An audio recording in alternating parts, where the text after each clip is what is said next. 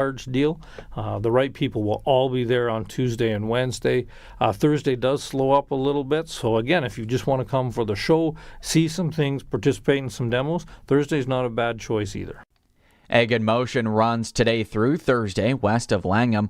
Among the things to see are crop plots, equipment demonstrations, a livestock central, and more than 600 companies and organizations on site.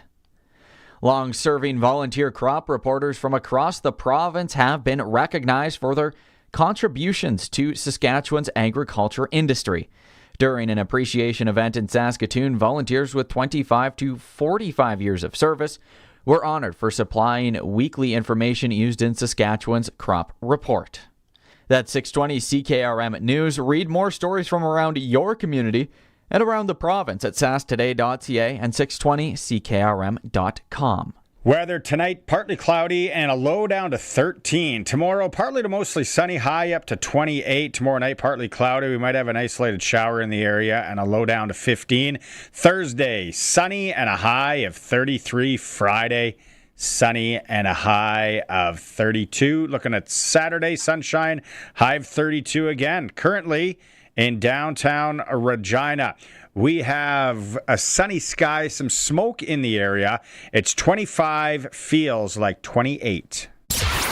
Broadcasting from Century Studios in downtown Regina, Harvard Media presents The Sportscage, where Saskatchewan comes to talk local sports. Brought to you by Sask Lotteries, bringing communities together. Sask Lottery products fund over 12,000 sports, culture, and recreation groups across Saskatchewan.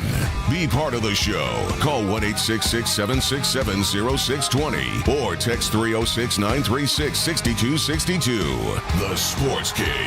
Streaming at sportscage.com, our YouTube channel, and on the radio at 620 CKRM. Welcome to the Tuesday edition of the Sports Cage for Saskatchewan Lotteries, main fundraiser for sport, culture, and recreation in Saskatchewan. And they have the Rider Scratch tickets, where one of the two $75,000 prizes has been won so far. Some of the big ones are still out there as well at your Lotto Spot retailer. Support Saskatchewan with the Rider Scratch and Win from Saskatchewan Lotteries. Colson is with me today on this program, and we have 3 hours for you running down. We're going to hear from Coach Mace momentarily on the Edmonton Elks, or Elk, that are coming into town on Thursday. We'll talk about the CFL games this past weekend. The new rules. Hey? Yeah, the new rules coming into play. That little 2-point shootout that some of us saw in Ottawa. We'll get into that, maybe get your take on it. Rob Vanstone, Rider historian, is joining us in about 10 minutes' time on the show. Always nice to have Rob in, and he's got stats and history on this rivalry that's getting renewed, I guess, that the Elks and Riders are both atop of the West. So Vanstone is going to be in hour 2. Arash Madani will be in. We'll talk some CFL there. We'll talk World Cup as well with Arash, and kind of one of our topics of the day that I'll get to in a bit. Pumpjacks Cathedral Trivia. We are playing for $50 to Pumpjacks Cathedral, 13th and Albert. Great place before and after games. It's coming up in hour 2. It's going to be a hockey question based around Wayne Gretzky. It's kind of a historic day for the great one today. It was in 1996 that he signed a 2-year deal with the New York Rangers. So there's a little hint. We're going to keep the hockey talk going in hour 2 with Regina boy and Las Vegas Golden Knights draft pick Jonah Sivertson, who had a heck of a year with the Prince Albert Raiders last year. He's coming on about 4:40 today. Brian Raymond joins us, and then hour 3, Glen Suitor. Suits wants to get down on the new rules and the games this weekend and what happened and how that all shook down. Plus, he will talk about kind of one of our topics of the day. All of our guests join us on the Western Pizza Guest Hotline, where I had lunch today. South Store. Spiro was in. Spiro's not happy with me because I beat him on the golf course yesterday, but that's okay. Great meal with the folks from Busy Bee Overhead Doors at Western Pizza. All the guests join us there. That pizza, we know about it. Regina style, just perfect amount of toppings, and then all the Greek favorites you love. And then you participate on the Prairieland Rentals text line. Prairieland Rentals, 600 Albert Street in Regina, where you can rent almost anything. They have the Husqvarna tools and mowers that you need. Nice warranty there, and you get to deal with the owner. 600 Albert Street, 936-6262. 936-6262. Okay, we're going to get to Coach Mace in a second. I thought this was really interesting, and it's going around more in the NFL and down south. Before you lose your minds, and it's like, it's NFL, CFL. But this kind of makes a little bit of sense. There are some NFL players, there are some NFL people that finished watching the World Cup, especially the final, which was played at MetLife Stadium. It's in New Jersey. It's right outside New York. Absolute monster of a place. But the thing is, they were saying, if the soccer guys can play on natural grass, why can't we get natural grass in there for the NFL teams? Because there's two of them, the Giants and the Jets. It makes sense. Then as we go on, and I've been listening, artificial turf, although the field turf that Mosaic Stadium has, Leibel Field in Regina has, Griffiths has, Saskatoon Minor Football Field in Saskatoon has, there is not enough of them in Saskatchewan. That is for sure. You can play when it's raining. Great. It's a lot better than the old AstroTurf that Suits used to play on. Dave Thomas played on the old Taylor Field turf as well. This stuff's better, but 69% higher rate of non-contact foot and ankle injuries on artificial turf. Things like ligament tears, PCL tears, and of course, Achilles tendon tears, which we've talked about on the show before. I don't remember my dad, Walter, and his buddies getting together and any of those guys blowing their Achilles tendons, playing fastball, slow pitch, whatever it was. I just don't remember that. It's become so common, especially in sport. This turf, does that make a difference? We see it in the CFL. Who was the last guy, Cole, so not to put you on the spot here, I'm trying to think who the last guy in the CFL was that blew his Achilles. It was just recently. And it was like, I know a ruptured tear. I'm not a doctor. Didn't have those kind of marks. But we see it in the CFL as well. So, with that said... I don't remember. It was... Recently. Recent, yeah. Now, in the CFL, I want to say almost impossible to have real turf in Winnipeg. Yeah. In Saskatchewan. Yeah. And Edmonton was like one of the last places to have it. Yep. I'm even going to throw out Edmonton there because it gets cold. Calgary with the Chinooks, I'm going to grant you could probably do it in McMahon. Yeah, you could probably make do. BC Place, that should be turf. Oh, they should have plants like that one college on the sidelines. Yeah, it's indoors, so you got to have it figured out how you're getting the sun on it, but still. But the roof does open up. And yeah. With that said, now what's the deal in Toronto again? Isn't it like, is it mostly real and then they have artificial, or is it mostly artificial with a little bit of real? I think it's the mostly artificial with a little bit of real, but I could be completely wrong on that. Because again, the soccer players all want to play on grass. Have to almost, yeah. Yeah, so it would make sense that the main part of the field is grass. But I think it's the last yard or two in the end zones is where the real grass is. I went to a pro soccer game in Stockholm in Sweden, outside Sweden. And it was about 30-ish thousand. Cool experience. We went for the experience. It was great. And it was natural grass, obviously, which looked like field turf. I was almost positive it was field turf. But then at halftime, they watered it. And I'm not, is that because I think it's something to do with the sliding, maybe, to keep it more, Yeah. Well, yeah, with soccer, they're tackling, right? They call it tackling, which is sliding. Yeah. It keeps it, because imagine doing that on, like, soccer is nuts in every city in Canada now. So these guys and girls that are playing soccer on, whether it's indoors at the soccer center here, or in Martinsville, or in Saskatoon, or on Mosaic Stadium, or on Libel, or on Griffith, whatever. Yeah. You do those slide tackles on that, that's rash. That's road rash. Yep. That's turf rash. Yep. But it's very interesting. The only way it would possibly work here, but then you got high school football traffic, you get U of R games on there, and then I guess they're only playing one, maybe, or are they playing all their games this year? The Thunder. So you get a lot of traffic, and I'm like, well, what if it's because you'd have to have it heated? That's the other thing. The CFL, I don't think any of the stadiums have heated turf. I don't think so, because like that's what Buffalo is doing in their new stadium, right? And it's real grass and it's heated underneath. You got it. Yeah, you got it. So, and there's the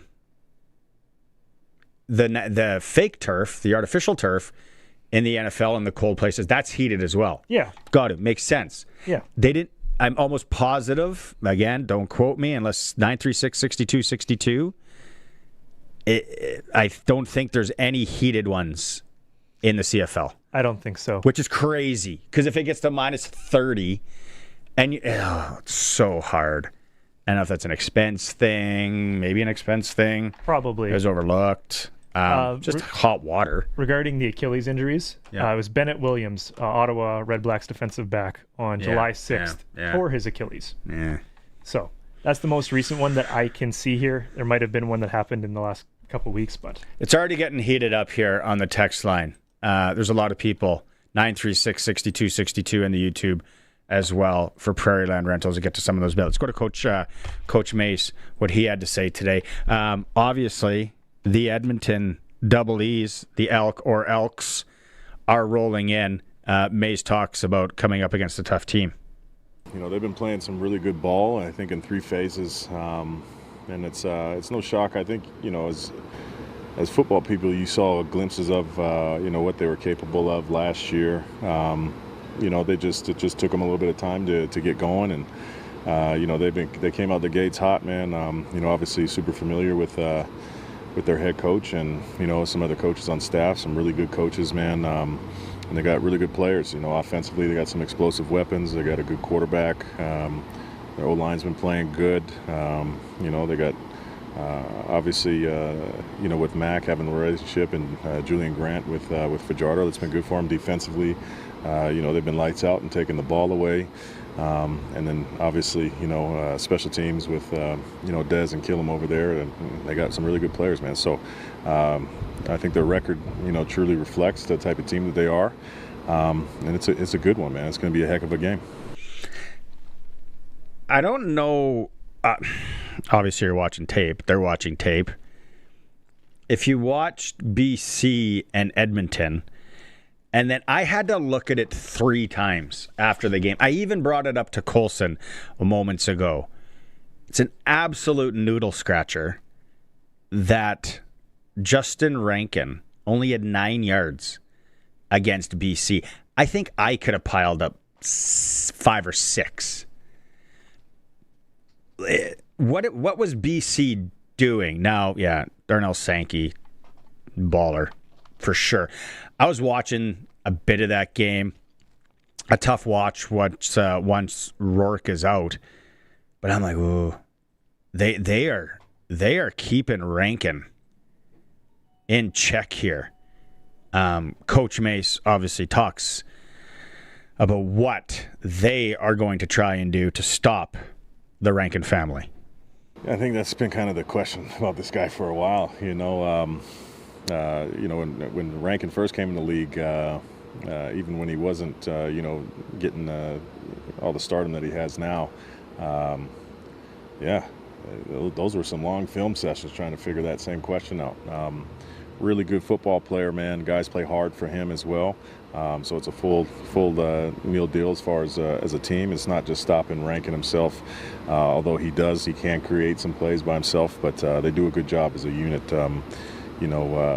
opening holes for him and or getting the ball to him even without handing it off to him. So, and then if he takes a break, you got leak. So they've got a lot of good things going for him, man. It's going to be a tough task, but for us as a defense, these are the kind of challenges that we look forward to be the team that we want to be. That's what I was going to say. Then you got the leaky in one out there in the backfield as well. So I'm into this one. I am intrigued on Thursday night when this goes down at Mosaic Stadium. We're going to hear more from Coach Mace coming up in a bit. Also, James Vaughters, Antoine Brooks Jr., Logan Furlan. Very emotional day, obviously, for the players. Those interviews are coming up as well with Dave Thomas. It's keep the text messages coming, 936-6262, Prairieland Rentals text line. We're going to go to break. When we come back, rider historian Rob Vanstone will join us. It's the Sports Cage.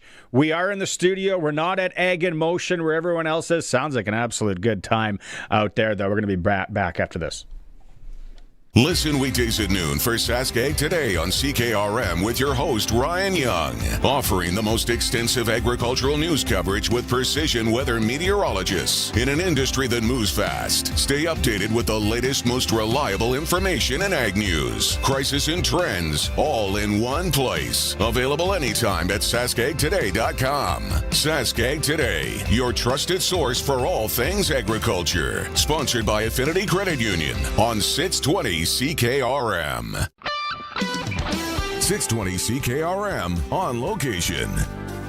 Hey, Nick Katchmar with you at Egg in Motion. It's been a beautiful afternoon here at Johnston's Grain. We're located right along 3rd Street here at Egg in Motion if you plan on coming down in the next couple of days. COO Joel with me again. And Joel, we want to touch on again the regenerative side of the things. Yeah, this is a passion project for us. We're known as a grain brokerage firm. We spend a lot of time selling conventional chemistry and these types of products, but we're trying to build ourselves an off-ramp off of synthetics and just really passionate about regenerative agriculture. If you want to come down and talk to us about soil health, soil organic matter, active biology, please stop by and do that. Have a water, a cold beverage, and a burger with us, and enjoy the show.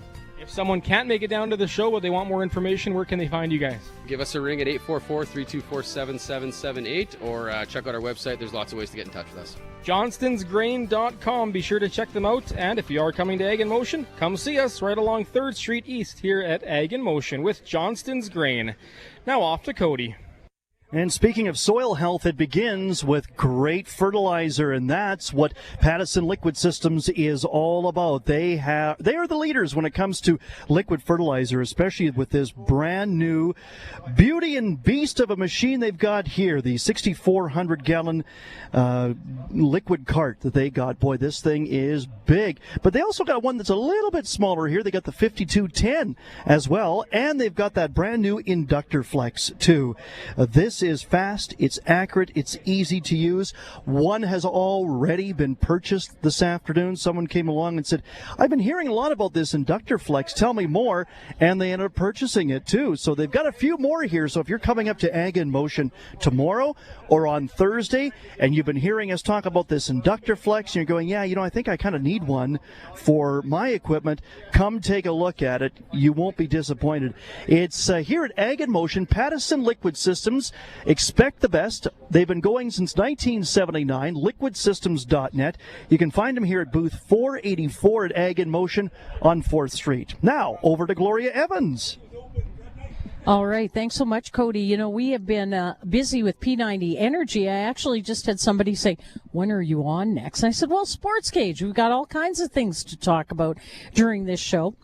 And happy to say that Brendan Donald and his crew have been super busy today. And, of course, if you're not going to make it to Egg in Motion on this Tuesday, don't forget the gates are open nice and early tomorrow. And you can make it to their display area at number 280. P Energy is going to help you save. When it comes to solar systems, they're built for those tough prairie climates. And the ground mount solar system really works perfect with the racking and the screw piles that are manufactured right here in Saskatchewan. They're designed to help reduce rising power bills and low utility demand charges. So if you want to cut your bills and you're out on the farm, or you've got a small acreage or a big acreage, I don't know, then make sure that you get in touch with the crew here at P90 Energy. Again, we're at Ag in Motion just outside of Saskatoon in Langham, and I believe we're heading to Nick. Have you seen the patio at Pumpjacks Cathedral? Seen it? I've practically moved in. Do they at least charge you rent? Only if I stop ordering food. I don't blame you. Great food, daily food and drink specials. 30 beers on tap, including local favorites. And there's no better place to catch the game with friends. So what are we waiting for? I'm waiting for this conversation to be over. Let's go. On the corner of Albert and 13th, Pumpjacks Cathedral Saloon and Steakhouse. Come early, stay late. The place where friends meet. Welcome back to Sportscage. Check out our podcast powered by Freeze Tolman. Available anytime, anywhere at 620ckrm.com and sportscage.com. Welcome back to the show. Tuesday for Saskatchewan Lotteries.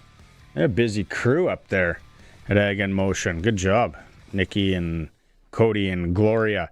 Stop in and see them up there for the next 3 days. More football talk now. Let's go out on the Western Pizza guest hotline.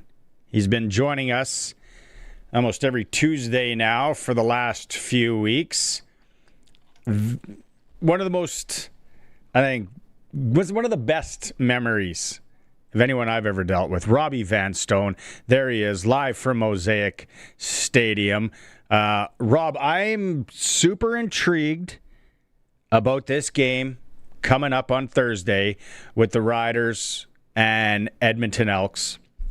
Did you watch the Elks BC game? And are you as baffled as everyone else? BC has been able to hold Justin Rankin to under 20 yards in both games. Well, first off, thanks for your kind comments about my memory, Dave. Sorry. That was an attempt at humor. Especially when you look at BC and they've had their struggles on defense this year yet. That's the team that's been able to solve Justin Rankin. And it's so far that's been the tendency, but not an easy thing to do because he can get you in so many ways. Just such a, I mean, there's been so much talk already about will he be the first 1,000 back in CFL history. You know, you've seen Marshall Faulk in the NFL and Christian McCaffrey, but it hasn't happened up here. And it would be Andrew Harris came close, but it would be really cool to see Justin Rankin get there. I've been watching the CFL since 1971, and I've seen a lot of very good all-purpose running backs, many of whom have played here, but it has not yet been done. I just hope he doesn't get himself too much closer in either of the next two games. What were you seeing from BC, if anything? What was standing out to you? I mean, they were hyper-focused on, and I don't think that's different from a lot of coaches. They'll say, stop the run, make a team one-dimensional. And they were able to do that. I'm not analytically sound enough to look at it and say, okay, that's the gap that they were canceling. Actually, I was riding my bike and listening to it on Ched Radio at Edmonton. So it's more, what did I hear from Morley Scott and Dave Campbell? And then I just tried not to, get too misdirected on my bike ride because it was very hot that day. How many Ks this week? 75. Oh. 75 Ks or 75 meters. It was 75 something. And meters. But And there was a time there. It's like, where am I? What am I doing? It was a long, hot day, but that's how I was paying attention to the game. But while riding my beautiful bike, that's from September of 2000. I can't remember where I saw it, but you were going through, this rivalry, and for a number of years, and I have to tell people that we're really invested in the 80s. Where Edmonton was the team to beat. It kind of feels, I know we're early in this season and Edmonton maybe wasn't gangbusters the last couple of years here, but it kind of feels like this could be the start of maybe a little rivalry where a lot of us were thinking BC, and then Winnipeg is maybe kind of fizzled out, but maybe this one's back a bit, Rob. To me, it'll always be Edmonton. Just the way I grew up, 1972 to 1976, the Riders played Edmonton in the playoffs every year. The last 4 of those seasons, it was in a Western final. The last season during that span, the Riders won 23-13 to go to the 76 Grey Cup. And after that game, Mom informed me that her and I were, in fact, going to the 76 Grey Cup. She told me in the car, where we're waiting to get through traffic after the Riders finally beat Edmonton in a Western final after losing at Clark Stadium in each of the previous 3 years. And so you grow up and it's just Edmonton every year. And my dad didn't know a football from a pineapple, but he knew that Tom Wilkinson and Bruce Lemmerman were the Eskimos quarterbacks. That's how much the Edmonton team was in the conversation back then. And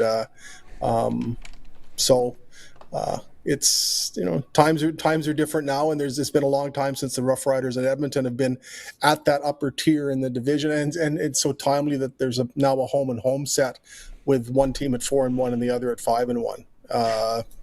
You couldn't design this any better. I'm looking forward to this. I always look forward to football games, but this one just has a little bit of extra spice, and I'm so glad Roughriders and Edmonton are a topic again. Not just because Edmonton's the next game on the schedule, but there's some build-up because of the proximity in the standings. That's my childhood. It's hard to remember that there was a childhood, but although my mental age is still 12, so. How many meters are you biking as a kid? No, what did they use back? What units did they use back then? Cubits? How many arm lengths did I go? It was definitely yards when I started. I remember the change to the metric system. So I was in Massey school when Miss Walshaw in grade 5 tried to explain to me what a meter was. So where are you with Cody Fajardo and what he's been able to do and how he looks this year? Obviously, you know him well from his time around the league and here. But what are you seeing from Cody? I'm really proud of Cody and what he has done, and I really enjoyed my time dealing with Cody here and watching him play, and went to Montreal and won a Grey Cup, and I think too often people have been dismissive of Cody when he went to Edmonton last year and signed with Edmonton in a support role. And this is somebody who not only 2 years before signing there had won a Grey Cup as a starter. So I'm glad to see Cody getting his due and doing playing the way he is. I think he's had this in him for a long time. We saw that here in 2019, especially. He was named the most outstanding player in the West Division and a CFL All-Star quarterback. And so I think that adds to it too. Just the last 2 full-time Riders starting quarterbacks are playing against one another on Thursday, not at the same time, but quarterbacking being what it is in terms of profile, that's what people are going to focus on, and it's a really interesting thing to say. We haven't had a lot of chances to see Cody play here, and just the circumstances never really worked out until last year where he could play here, and so I'm really, proud of what Cody has done, and he should be proud of it as well. Have you had a chance to talk to Ryder Varga? I see that the status report was released. He is out for the game. It was really, he must be getting the itch to play, and he must be close. He must be close. I mean, he's been a full participant in practice, and I don't think it will be that long now before he's out on the field and can add to the list of Saskatchewanians who've played for the Roughriders. And and Reginans who have played for the Roughriders. I remember watching him play high school football. I remember watching him play for the Rams, and I think that was a really savvy signing by Jeremy O'Day. And you have to wait a little bit as he recuperates, but I think there's going to be a lot of dividends there once he's back on the field. What do you know? What are you curious to see from the two new guys that are brought in? I'm still not sure, how that's going to evolve roster-wise. I mean, their credentials are both impressive. We're talking, players who have played in the National Football League, and but really, who do they supplant at this point? If you look at the defensive lineman and Roberson, I mean, the Roughriders have 11 sacks in 5 games, and that's the same total the team had last year. And there's been so much flux on the defensive line from this year to last, but the production is still there. And at this point last year, the Riders had 11 sacks after 5 games. 8 of them were from defensive linemen. This year, 10 of them are from defensive linemen. So they're assuming a greater proportion of the toppling of the quarterbacks. I just don't know how it's going to be tough for someone to nudge their way into the lineup the way everyone is playing. But those credentials tell you that it's certainly worth a look. Yeah, no, that's a good point. Anything else jump out at you from practice today? Maybe Alex Hale. How is he looking out there? Kicking, because he hasn't really kicked a long one in games yet, which is maybe just circumstance. He tried a couple from 50 plus in the preseason, and certainly had the leg in that case. You know what? Kean Schaefer-Baker grabbed a microphone after practice today and was jokingly interviewing Antoine Brooks Jr. And I enjoyed the lightheartedness. I enjoyed the levity. We all know what a heavy week it has been, and just to have a few laughs and seeing players goofing around, I think it's and Antoine Brooks Jr. is probably the best guy in the world to goof around with. What an absolutely outstanding character he is. So today felt a little closer to normal. It was good to see some impromptu stuff. And Trevor Harris's mom Suzanne is here. I had a chance to talk with her, and his wife Kaylee was at practice. And it's nice to see the players getting some support from their families, because everyone really took a hit this week, and that pain isn't going away anytime soon. But it's nice to just have a little chuckle every now and then, even joking around with Corey Mace before his media obligations today. I told him my shirt was ugly, and he was kind enough to agree. You teed it up. Let's play it for people. If you're watching the stream, you'll see it. If not, here it is on the radio. Here was KSB having some fun. Hey, what's up? You look real good in that 5. What's the reason from the 33 to the 5? It was I wanted to look slimmer. He does look slimmer, let me tell you. That 5, the 5 makes you look live. 33, he wasn't a 33. That's Antoine Jamel Brooks reporting to you live from the Saskatchewan Roughriders. He's got the radio voice going, doesn't he? He does. He caught him off guard, eh? It's one of those, it's kind of like when Dave Thomas is throwing music puns at me. He catches you off guard. Yeah, he does. I'd like to see more of that. I'd like to see what KSB can do. Rob Vanstone, Rider historian, is joining us here. Did you have a chance to watch the game in Ottawa? Yes, I did. Me and my fine dog took some time enjoying that game. What did you think about it? Especially, it's our first chance to see the 2-point convert shootout. Yeah, I mean, I like that. I mean, I remember, 2 years ago in Ottawa, the Riders in Ottawa played to a 22-22 tie, and that game was so unsatisfying with that tie. And it's just, to me, it's like, why? I love, Stuart Johnston taking the lead on this, because it's just, why? You don't really need to add a lot of extra things to the game to resolve the tie. Just exchange 2-point converts until somebody gets one and the other one doesn't. It just, to me, that's a fix that I wish had been in a long time ago. It was interesting to see the missed field goal that ended the game because 2 years ago, not in uncomfortable proximity to that Ottawa tie, Liam Haralahu missed the field goal, and then they all ran off the field celebrating.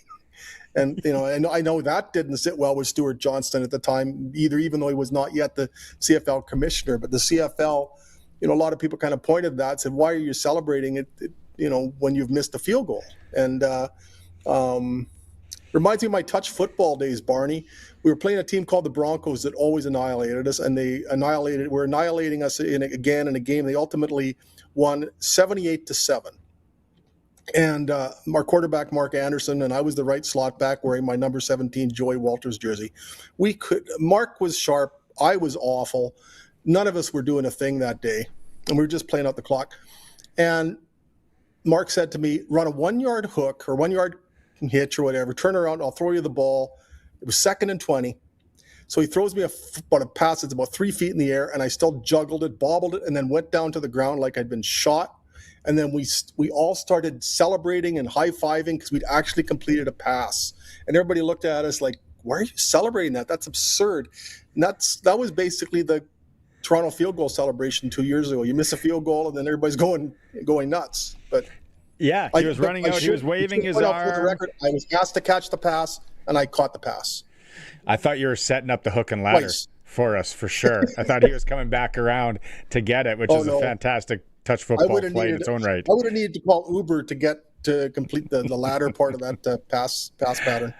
The other thing going around, I want to get your take on it, is down in the NFL after the World Cup, places like New York, New Jersey, Seattle, starting, there's NFL players and people connected saying, well, if they can put, natural turf in New York and some of these places, like I said, why can't we do it for the NFL? Which, as I'm reading and the data shows, considerably takes down injuries as well. Now, I know that's difficult in the CFL, but going back to your time, and I was talking to Dave Thomas earlier today, I remember walking on it and how hard that old Taylor Field turf was. Dave said the second go round of the turf was even worse because it had sand, and then you'd get sand in your burns. When field turf came out, it was like, wow, what an invention. This is great. Now we're starting to see, the injuries and all that. I think I don't even know how many years, it seems like forever, Edmonton had the natural turf, which is now gone. In a perfect world, I think, Rob, we'd get, heated grass in all CFL stadiums, but I don't think that's going to happen, obviously, anytime soon. Remember the Ice Bowl? I do. I'm old. The Ice Bowl in Green Bay in 1967, and they had some heating mechanism installed underneath the turf at Lambeau Field, and somehow it malfunctioned or whatever, and it was a reason for the Ice Bowl. And so they had that in 1967, some kind of technology to warm up the turf, and somehow with that in place, the Ice Bowl became part of the football lexicon. I remember what a shock it was in 1979 when the Riders played Montreal in their first home preseason game to walk into Taylor Field and not see grass. But, back then, there'd be high school, or not too long before that, there'd be high school football. There'd be Rams games. There'd be Rider games, of course, on Taylor Field. Once upon a time, there were baseball games, and that field would get pretty chewed up even in a situation where, okay, if it's only the New York Giants and the Jets, or if it's a limited use of that grass field, you can do it. But when you've got all the constituents playing on the turf, there was just a youth football camp out on the field right now. There's probably soccer games here tonight. How do you do that practically? You can't just say, okay, we're gonna have a grass field and we're only going to use it 10, 12 times a year. That just won't work in terms of the accounting. But the NFL's accounting is a different type of beast. Are there any artificial turfs in the CFL that have heat, like have a heat mechanism? I don't think there is there? I don't know. I got to look more deeply into that Green Bay contraption from 1967 because that's the only one we could have bought that. Maybe we could have bought the old one because now they got new ones there, and Kansas City's got one, and Buffalo's got them, and everywhere has it. Maybe we can pick up some used parts. Well, I remember too. The grass fields in September, October, November. If you watch any footage from the 76 West Final against BC, Ronnie drops back to ultimately throw a touchdown pass to Bob Richardson. And when he came to a stop at the end of his drop, he kicked up so much dust. That was November 20th, 76, bringing this to a full circle against Edmonton. And I guess we're lucky there wasn't snow on the ground on November 20th, 76, but that field was just dust at that point.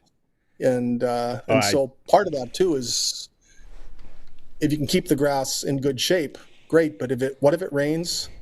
It can be a mess. And there's been some real ugly natural fields that aren't as conducive to playing in elements.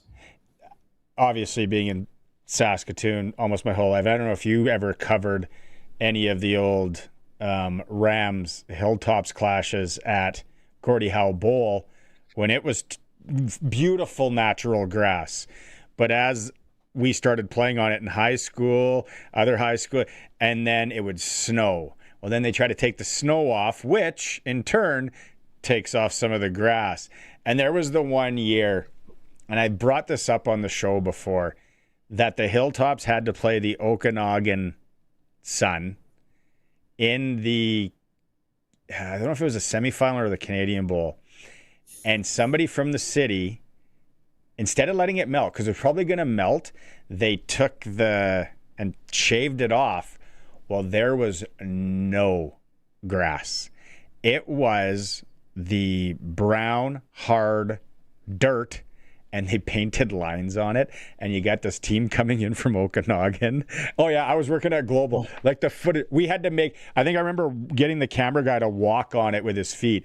And it was like a parking lot at a slow pitch tournament with lines on it. And I'm like, this is like a national semifinal or a national final, whatever it was. There was no grass on this field. And the guy from the city did get reprimanded because he just should have left it. The city of Regina used to get reprimanded for letting me play touch football on any of the fields in the city. So I... Sounds like you're at Hobbs, though. You could get up and get the ball.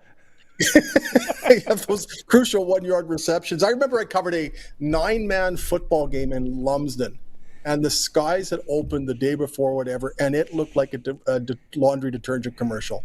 It was one of the. I got to find that story now. It was absolutely hilarious. It was just everybody looked like they were playing in a chocolate milkshake. Canadiana and sport at its finest. Yeah. All right, Rob. I know it's been a difficult week there. Really appreciate you taking time today. And we got a big one on Thursday. Looking forward to seeing you there. Thanks a lot for jumping on today, Rob. Always my pleasure, Barney and Colson. And next week we'll see if Candy has some time in her schedule to do this with me. She's much more well-spoken. Right on. I love it. There he is, rider historian Rob Vanstone joining us here on the Sports Cage. We are streaming through our YouTube channel at sportscage.com. The Roughriders season is here, and the biggest 50-50 in Saskatchewan is back. Last year's 50-50 raised over $3.3 million for amateur football in Saskatchewan, and we couldn't do it without you. Thank you, Rider Nation. This year, we have bigger loyalty and early bird prizes than ever before, not to mention those life-changing 50-50 jackpots. See all of the prizes and buy your tickets today at riders5050.ca, and never miss a chance to win when you sign up for the 50-50 Club. Riders 50-50 is presented by ISC. Lottery license LR260010. 620 CKRM on location. Hey, Nick Katchmar with you again from Egg in Motion with Johnston's Grain. We're located right along 3rd Street here at Egg in Motion in case you happen to be coming by the next couple of days. Travis is joining me. Travis, director with Johnston's Regenerative. Thanks for taking some time and just touch on an overview of what you guys do with the regenerative side. Hi, thanks for having us. I've been working for Johnston's a couple years now. I'm a farmer in southeastern Alberta, and technology has always been key for me to propel our farm forward. A few years ago, I brought the first spot spray system into Canada called Weed It. We're in booth 724 in partnership with Weed It Canada. We have a full 120-foot system for ride and drives for farmers to come see, take rides with me, see our new biomass mapping and all of our new variable rate technology, and a lot of trials and testimonials from farmers of how it's helped and propelled their farms to move forward with chemical savings. And now with our new biomass system, they're changing the way they're looking at their agronomy, fertility, and fungicide applications with the new spray system. Perfect. Thank you so much, Travis. If you are coming down, make sure to stop by 3rd Street here at Johnston's Grain. You can always check them out online at johnstonsgrain.com. Now, Cody Glyden. Thanks so much there, Nick. Yes, we're hanging out here at Pattison Liquid Systems. Expect the best. They've been going since 1979. Rick Pattison is with me right now. He started Pattison Systems, Liquid Systems, back in 79. And what made you get into this whole thing? Because it's launched such an incredible line of equipment over the years. Well, Cody, like a lot of the farm equipment that's manufactured in the prairies, it's out of necessity. And my brother and I were started into the fertilizer business, and we had an idea on how we wanted to apply the fertilizer, but we were not able to buy any equipment that would be suitable for it. So we just decided to build our own. And as it went along, other fertilizer dealers saw what we were doing and said, hey, could we buy that stuff from you as well? And 40-some years later, this is what we do. And, you know, it's interesting because not only does it take some creativity, but it takes some ingenuity to get something like this off the ground. Yeah, it definitely takes ingenuity. Back when we started, it was like 19% interest, and I was young and didn't know any better. But we survived somehow. And you're doing very well in Lemberg. Still in Lemberg after all these years. Now they're up to a 6,400-gallon liquid fertilizer wagon, and probably going to be going bigger here in the near future, too. So stop on by Pattison Liquid Systems, 484 4th Street here at Ag in Motion. Over to Gloria. Hey, thanks, guys. Yeah, what an afternoon it's been. P90 Energy, Brendan Donald and his staff here have been incredible. Dimitri and Dwayne, everybody's been on the phone. They've been talking to people that have been coming by. These are solar panels that are built for a Canadian climate. They're made in Saskatchewan. That is, the panels are made elsewhere, but they're installed and framed up in Saskatchewan. It's a good idea to come by and check out what this is all about and how your high power output can really work for you on your farm or acreage. It's actually a very kind of intriguing industry that they have going here, and you're more than welcome to stop by. The booth is number 280 P90 Energy. It's all happening at Ag in Motion in Saskatoon, and of course tomorrow is another brilliant day to come and visit and find the guys here, again located just really super easy on 2nd Street at BC Drive. For 620 CKRM, back to Sportscage. The world is changing. From the misuse of AI and the rise of deepfakes to the dangerous spread of misinformation, it's getting harder for Canadians to separate fact from fiction. That's why having a trustworthy news source is vital. At Global News, we're committed to objective journalism that cuts through the noise. Stick to the facts. Global News, Canada's trusted news. Text CKRM 306-936-6262. Powered by Prairie Land Rentals. From power tools to skid steers, they probably have what you need for your job. 600 Albert Street, where you deal with the owner. This is Sportscage. Be part of the show. Call 936-6262 or toll free 1-866-767-0620. 620 CKRM. Welcome back. Colson is with me for Saskatchewan Lotteries. Rider Scratch ticket. One of the $75,000 prizes has been won. Get out there. Try your luck to get the other one. Back to, we're going to get to the Prairie Land Rentals text line in a way. A lot of people seem to be experts in heating of turf and what goes on with turf. But I want to get back out to Coach Mace from today. And we heard from Coach Mace on how do you stop the bump and grind, as Curtis calls it, and Justin Rankin. Coach Mace says if they looked at how BC slowed him down last week. Well, there's always different nuances of whys, sometimes situation or sometimes play calling, whatever it is. But yeah, you look at everything every week, and it's not just even the Elks in general. You do that every week for every opponent, just looking at some certain things where other teams had success, versus the opponent that you have that week, to see if it's something you can implement or something similar that you have. But for the most part, players are going to have the ball in their offense. We got to do what we got to do to stop them, period. Now, this isn't Sprinkle of the Day, Colson, but I'm going to bring this up. And let's see what they have here. For the game on Thursday and Justin Rankin's rushing stats.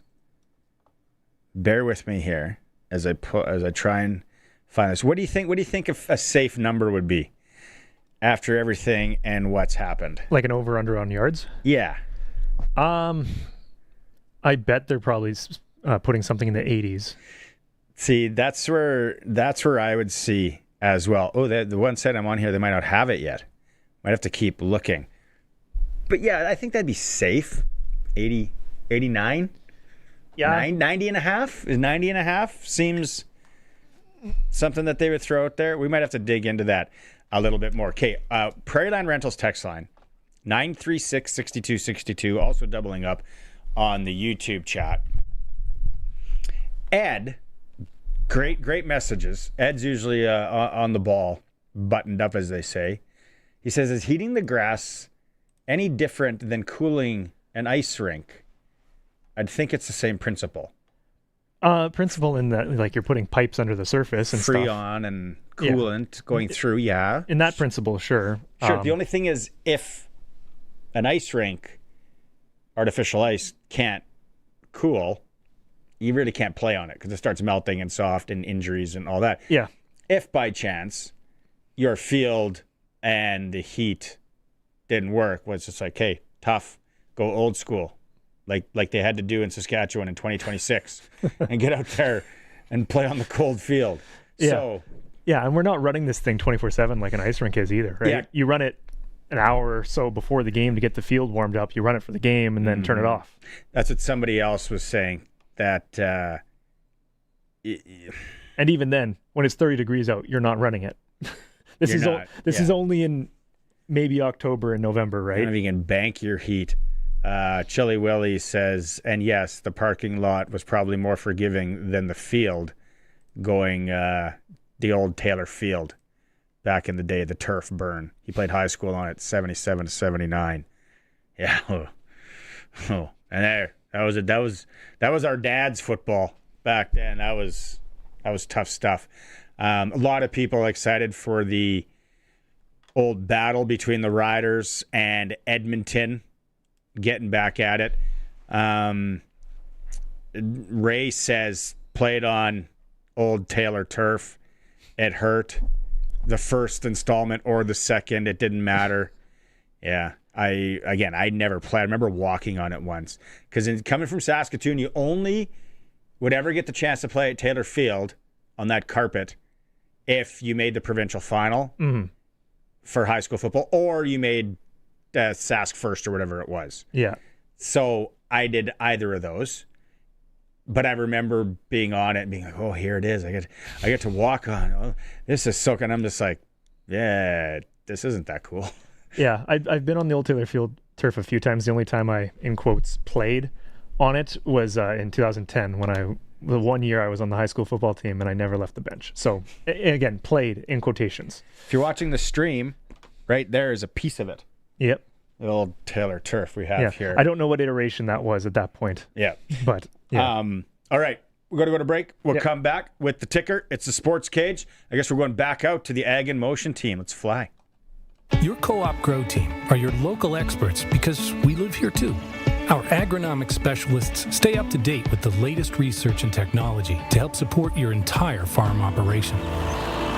As your crops fill and mature, we're here to help you assess crop health, manage pre-harvest applications, and make informed decisions for a successful harvest.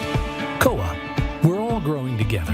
Here for your farm, here for your family. Talk to your co-op grow team today.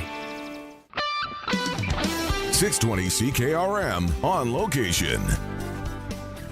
Nick Katchmar with you one final time today from Johnston's Grain here at Ag in Motion. Still a couple of days left of the show. Make sure to come see us along 3rd Street. Michael joining me again from Johnston's Regenerative. And Michael, this time you want to touch on agricultural drones. That's right. Thanks very much. Yeah, every aspect of agriculture and our lives advances in technology. Well, use of drones and things like that are no different. Johnston's Regenerative is actually flying agricultural multispectral drones over our farmers' fields to see the difference on the regenerative side versus the conventional side, so they can see real time what some of the differences are. So it's not only picking up vegetative index, biomass, but also the chlorophyll index. It's amazing how things have really progressed just in the last couple of years. So we're deploying advanced technology agronomy services on these farms, helping the farmers not only realize true results right away, but how they can even see that with different technologies. So it's great. Thank you very much, Michael. And of course, you can always stop by and see us here at Ag in Motion until Thursday. Johnston's Grain and Johnston's Regenerative. Now, Cody Glyden. Hey, thanks so much there, Nick. We're at Pattison Liquid Systems, 484. That's the booth number. And joining me once again is Rick Pattison. And Rick, we've been talking a lot about the liquid fertilizer wagon that you have here, which is more than just a wagon. This is a pretty big unit. But you've got so many other services that you provide too.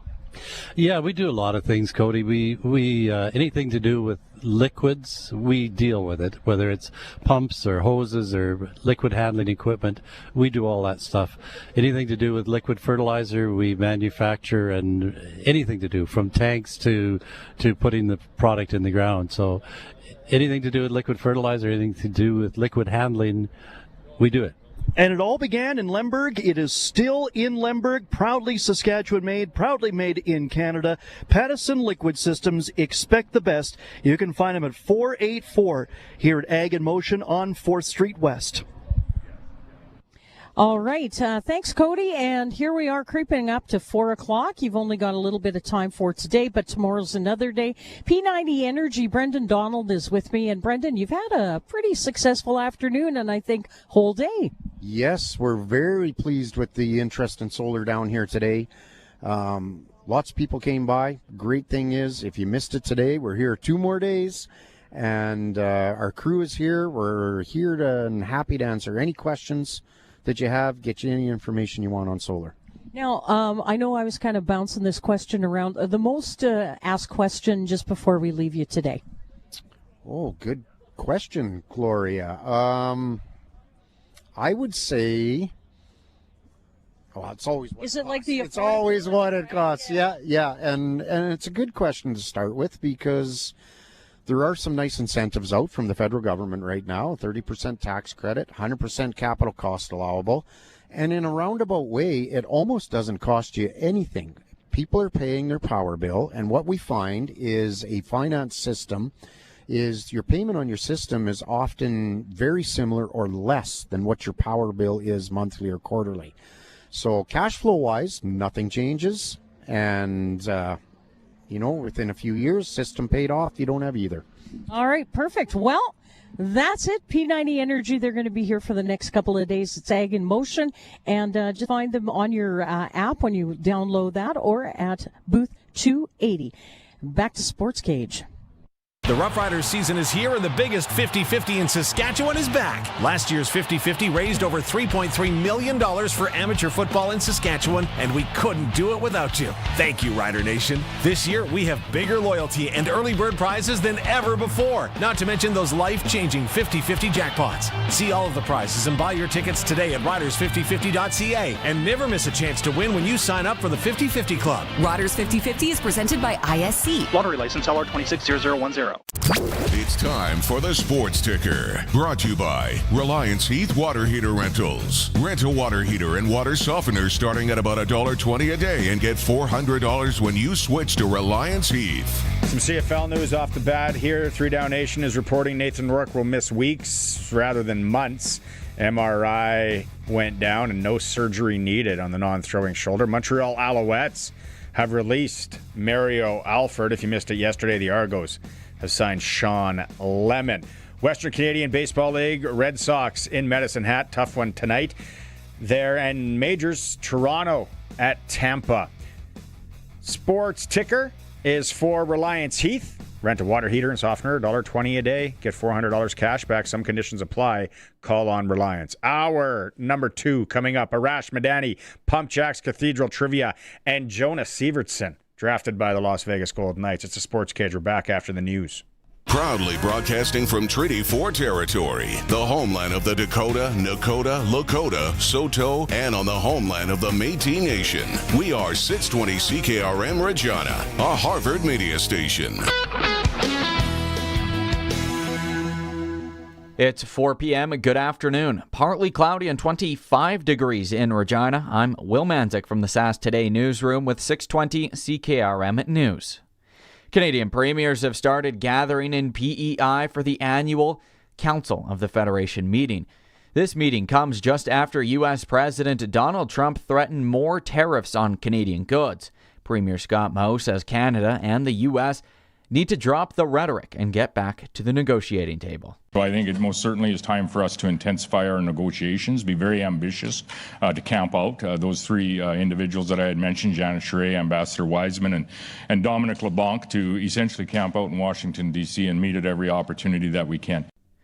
This also comes while the Canadian-U.S.-Mexico trade agreement awaits a renewal. Currently, there are 55 active wildfires in Saskatchewan, bringing the yearly total to 262. At this point last year, there was 389 wildfires. Of the 55 active fires today, 7 of them are contained, 6 are not, 36 are under assessment, and 6 more are protecting values. There are also no active evacuation orders in effect. Ag in Motion is a large event, but it has a hometown feel. Many people working at the show are local, and that's important to show manager Rob O'Connor. So we want to hire people from within RM of Corman Park or within the Saskatoon region so that we have that local feel. We want it to be something a little different than a big box store. Yeah, the show is built on a big, basic model, but we want people to feel when they come to the show, they're welcome. Parking is handled by local volunteers, and the money earned often goes to community organizations. Ag in Motion is located west of Langham, and it runs today through Thursday. Long-serving volunteer crop reporters from across Saskatchewan have been recognized for their contributions to the province's agriculture industry. During an appreciation event in Saskatoon, volunteers with 25 to 45 years of service were honored for supplying weekly information used in Saskatchewan's crop report. The reports provided updates on crop conditions, weather, moisture, and harvest progress. And the RM of Sherwood wants to strengthen communication with residents and has issued a request for proposals for outside communication services. Interim Reeve Ray Orb says the goal is to improve public awareness, provide clearer information, and increase community engagement. He said many residents were unaware of Bell's proposed data center until planning documents became public earlier this year. That's 620 CKRM News.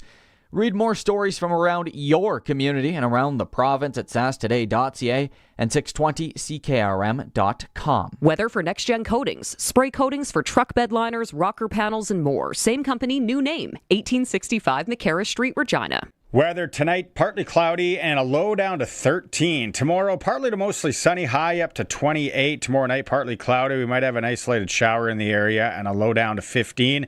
Thursday, sunny and a high of 33. Friday, sunny and a high of 32. Looking at Saturday, sunshine, high of 32 again. Currently in downtown Regina. We have a sunny sky, some smoke in the area. It's 25, feels like 28. For over 40 years, you've known them as Regina's trusted vehicle protection specialists. Now they're introducing the next gen of coatings. New name, new level of protection. They're now next gen coatings. 3 generations of their family have served your family, and that hasn't changed. Same owners, same commitment, ready for the next gen of truck beds, rocker panels, trailers, bumpers, and running boards. The company hasn't changed, just the name. Next Gen Coatings, 1865 McCarra Street. The next gen starts now. Broadcasting from Century Studios in downtown Regina, Harvard Media presents The Sports Cage, where Saskatchewan comes to talk local sports. Brought to you by Sask Lotteries, bringing communities together. Sask Lottery products fund over 12,000 sports, culture, and recreation groups across Saskatchewan. Be part of the show. Call 1-866-767-0620 or text 306-936-6262. The Sports Cage. Streaming at sportscage.com, our YouTube channel, and on the radio at 620 CKRM. Welcome back to Hour 2 of this Tuesday edition of the Sports Cage. Guest joining us on the Western Pizza Guest Hotline, and your text messages are coming through in the Prairie Land Rentals text line. A lot of you talking about the turf in the CFL. Turf experts, let's go. Let's hear you. 936-6262. Still more to come. We're going to talk hockey in a bit with Jonah Sivertson. Prince Albert Raider, Regina boy, drafted by the Las Vegas Golden Knights, and we are going to hear more from the Riders. A couple of one-on-ones on an emotional day for the players there, as you'll hear later. But let's not wait any longer and get into it with Arash Madani. It's time to go coast to coast with Arash Madani for Smart Investing Solutions. Be smart with your money. Call Brian Gawley at Smart Investing Solutions, 546-2533. I want to start with something that I saw on Sunday. Okay. Related to the World Cup, related to the Minnesota Vikings. Oh. This was really... What's that? Oh, Colson, I thought we had it. We can get to it in a bit. What did you think? World Cup wrapped up. Let's go to... let's get your comments on the final game first. So, I mean, 2 thoughts. One, Spain did what Spain does, which is just suck the life out of you, suffocate you. 20 shots on net to nothing at one point. And won because they were the far better team. So congratulations to them. They concede 1 goal through the entire tournament. They're world champions. They earned it. They deserved it. My second thought is that was the worst case scenario that could have unfolded for a North American viewing audience.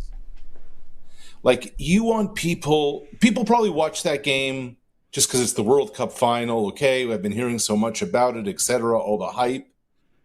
You want a 3-2 game. You want action. You want things to happen. You want to grip people. You want 0-0 for 115 minutes. Like, I've been hearing all about Messi this, Messi that.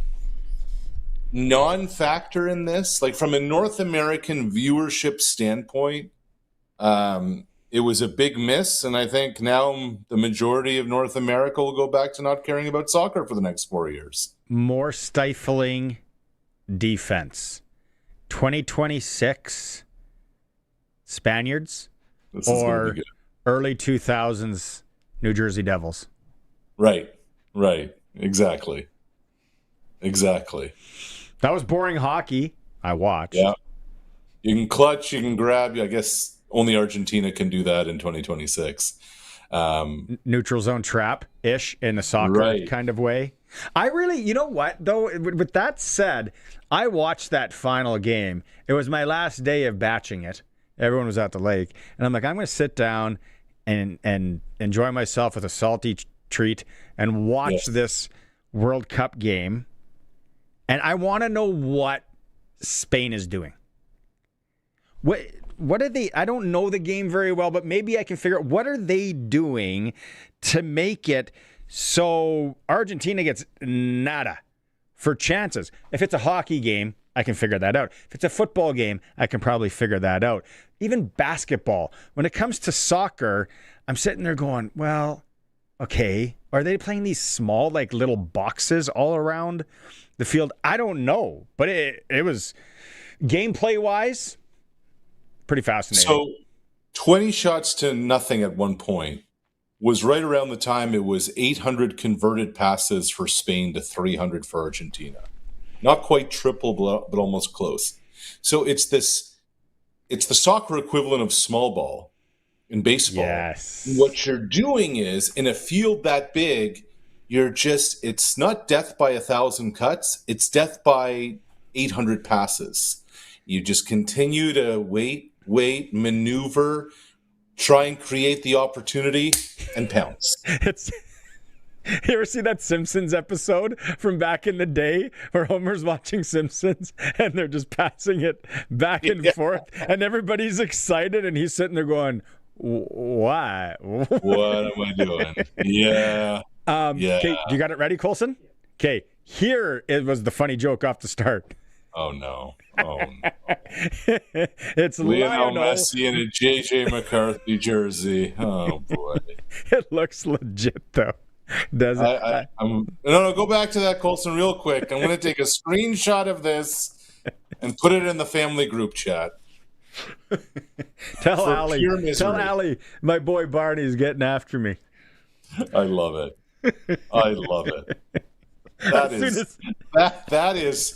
That is award-winning stuff. Yeah.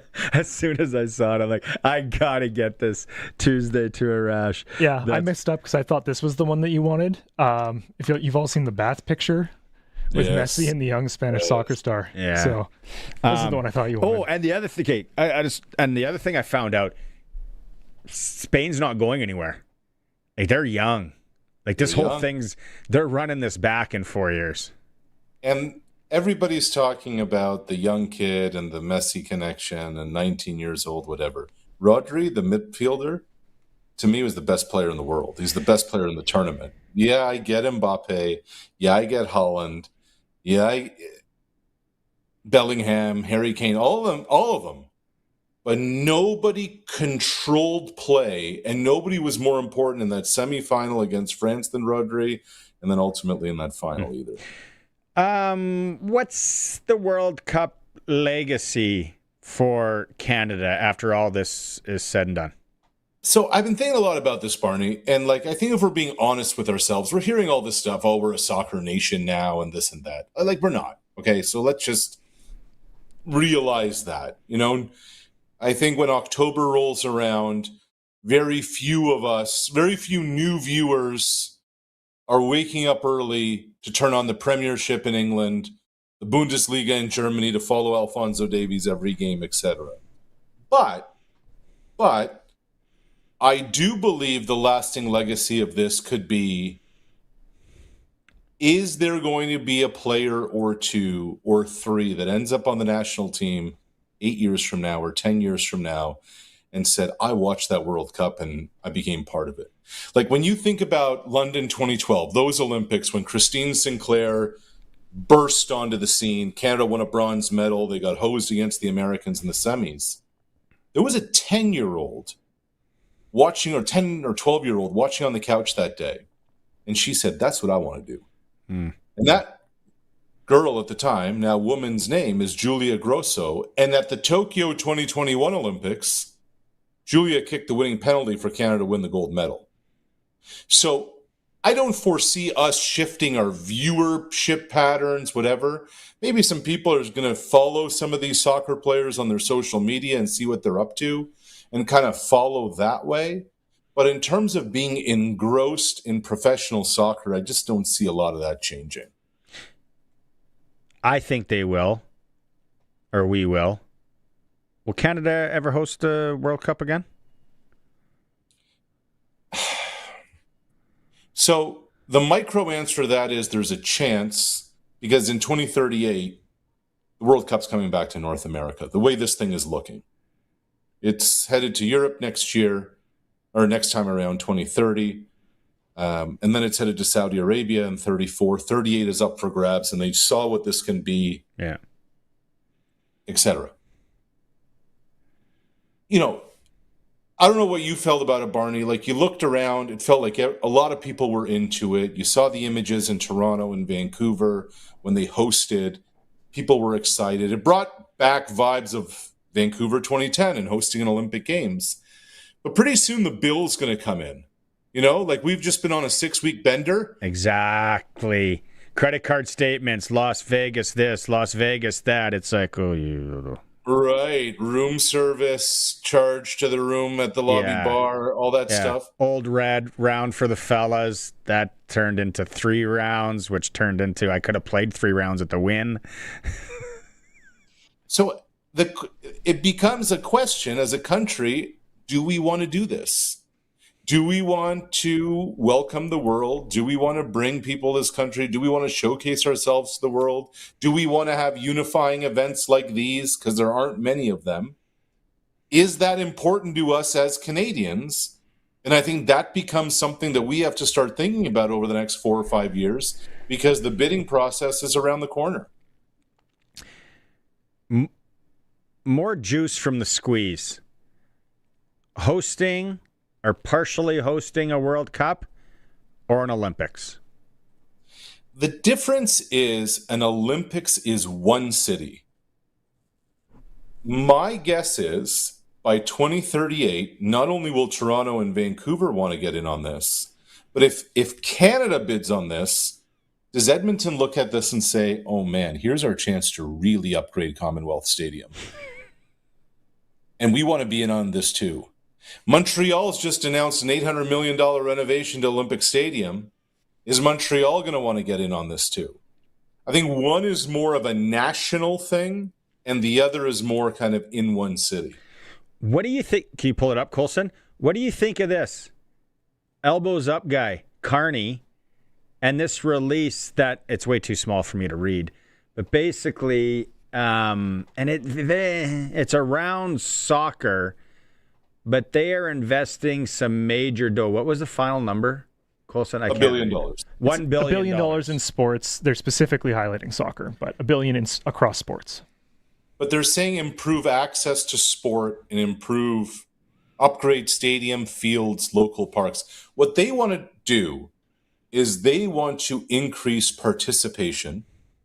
They want to reduce the barrier of entry for young kids to get involved into sport at a grassroots level, and to improve the facilities across the country so that we can go, not only like the World Cup's one thing.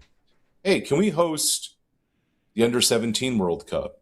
Can we bring a Copa America type event, a Nations League type thing? Can we bring some different events that are going to help the economy? But more than that, it's really allowing and opening doors for more young Canadians to participate and be involved. That's what that's about. I don't know if you were listening earlier, but I wanted to get into this, and we're getting some comments. It's amazing how many people can kind of be borderline experts on something when you throw it out there. Grass replaced turf at some of those NFL stadiums, New York or New Jersey, Seattle. As soon as the World Cup was over, it's like, hey, Facebook Marketplace, we got turf for sale, and then it's back. It's back to the artificial stuff. The George Kittle tweet was dino. Yeah. It was checkmate, right? Kittle's there at the final with a buddy, sunny day, saying grass still looks great. Let's use grass instead of turf, NFL, please.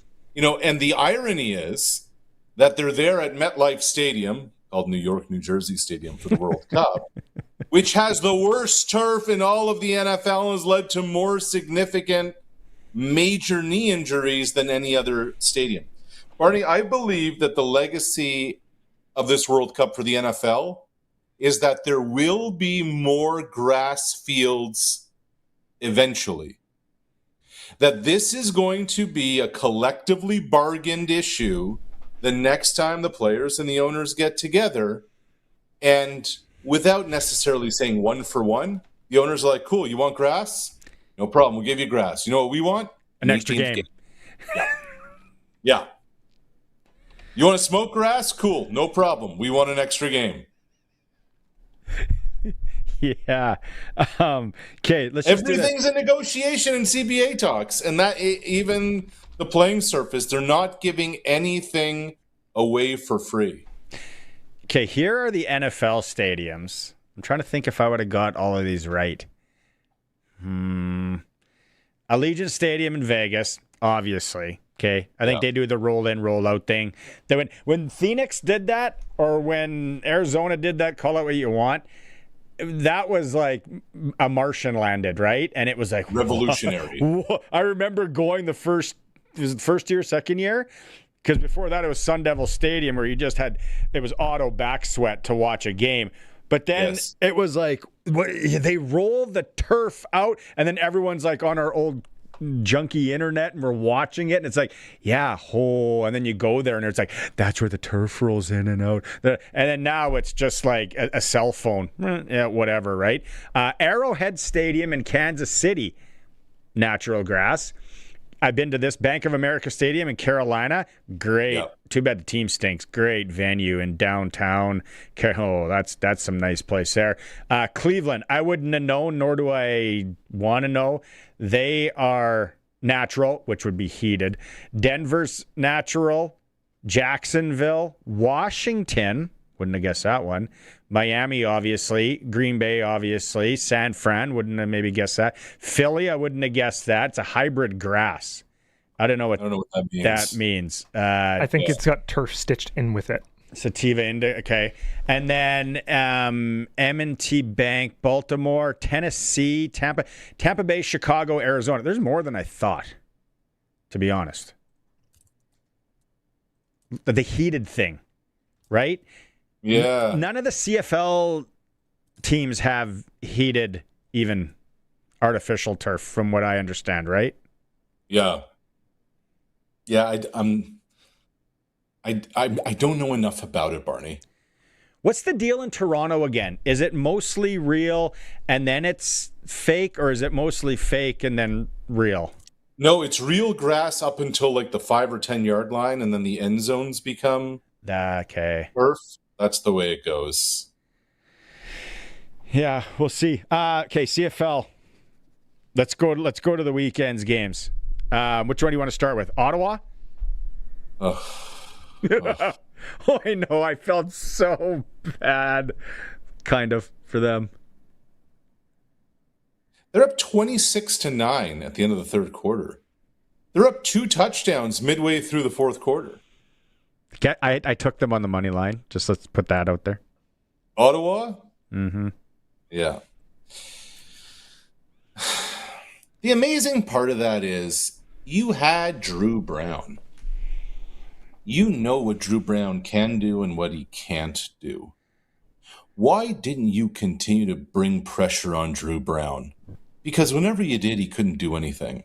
And you know that Drew Brown, between the yard lines, is where he's going to go. The middle of the field, that's where he's going to live. You leave that part of the field open for him to go to work? And on top of that, the defensive backs can't catch to save their lives? They dropped 4 picks, 4 surefire picks that would have ended the game. Amazing. I thought in that game, while I was watching it at times, I'm like, Jake Mayer's offensive line isn't that good. Like, it seems like he is constantly underwater, on fire. Running around. It's like, Jake must just be like, you know what? Put it on me. I'm the quarterback. That's what I sign up for. But boys, are you guys made of paper mache? What's going on here? I need some help. And then if you can't, then keep another guy in and we roll the dice with one less guy going out. Yeah. Like it's kind of simple coaching for a lot. Bulls fan on the text line, it is nothing like the NFL 28-3 game, which I was at. No, it's a regular. Nothing ever. It's a regular. Nothing season. ever can be. As I say to my wife, I took you to the worst Super Bowl ever. Hold up. Oh, I love There it. can't be another one like that ever, because there will never be another Patriots dynasty like that with Brady and the rest. Man, that direct snap play too is right in front of it. I just thought I'm speaking of blowing an Achilles. Okay, By the way, Drew Brown's not very good, but good for Winnipeg for winning the 2 games. Is it more a Winnipeg win there? Ottawa loss? Ottawa loss. Ottawa gave it away. And this is not a Jake Mayer thing. This is just an Ottawa defensive malfunction, a team that just doesn't know how to finish. The one time they brought pressure late in the game, bam, sack. Yeah, and then we get away from that. Why are we leaving the middle of the field open for their receivers to do the work? That's a good point. The other thing, not that it should have got there, it's kind of cool to see the first ever, convert shootout thing. But I felt my eyeballs, I don't know if anyone else agrees with me out there, Winnipeg was prepared for that. Winnipeg had a set group of plays that they both kind of looked the same, and the receiver just sat down. Whereas Ottawa, like that Geno Lewis catch on the first, incredible. That should never be thrown.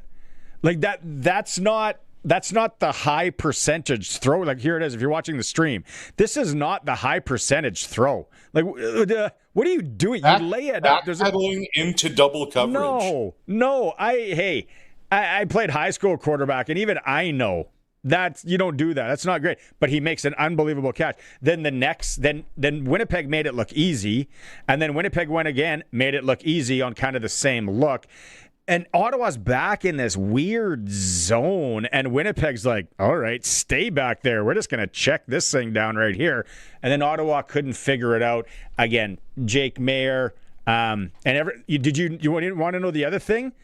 From all 4 of the plays that were run on that little mini game, all to the left side. Both teams. All to the left side.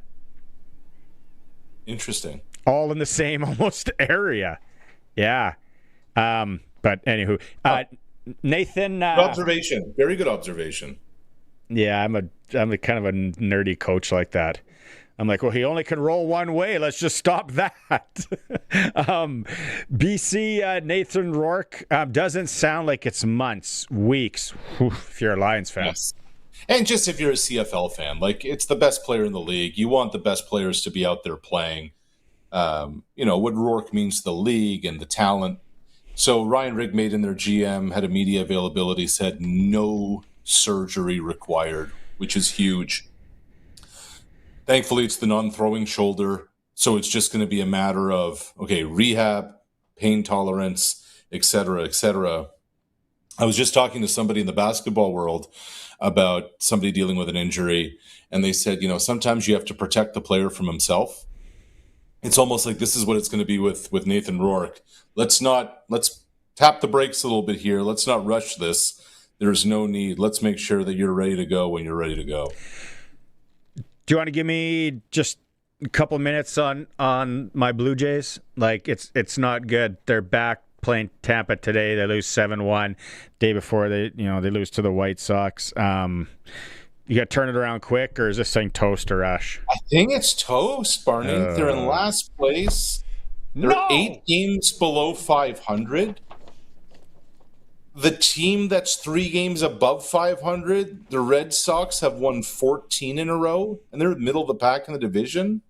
It all came apart fast for this team. It did.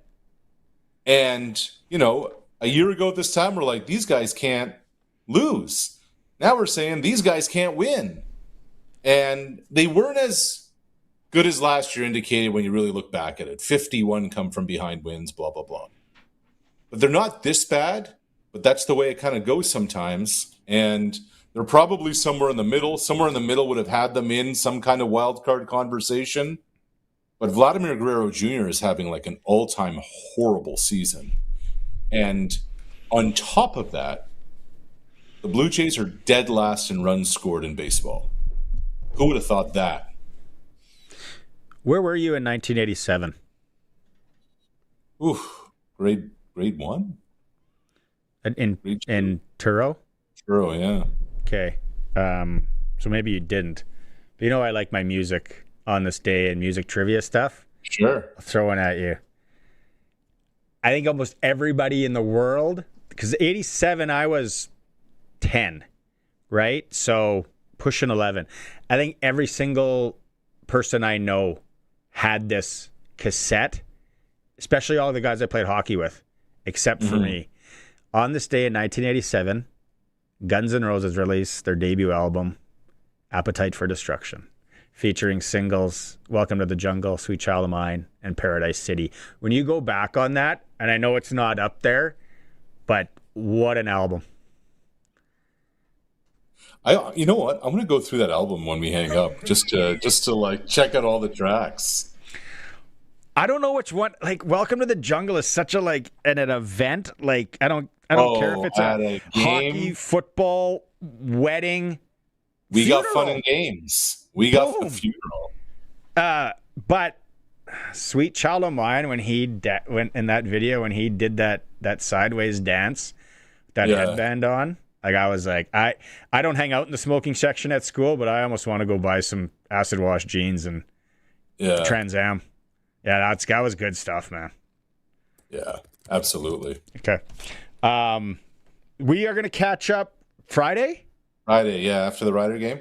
Oh, isn't that going to be a good one? It's going to be a good one. That's going to be a good one. It's funny how this goes. I'm in a couple of, believe it or not, even living in Toronto, a couple of CFL group chats. I'm like, there's some guys saying like, hey, what are we doing for the game on Thursday? Like, that never happens. Oh. That doesn't even happen for Grey Cup, but people are excited for Thursday. Right? Send me a picture of the gathering.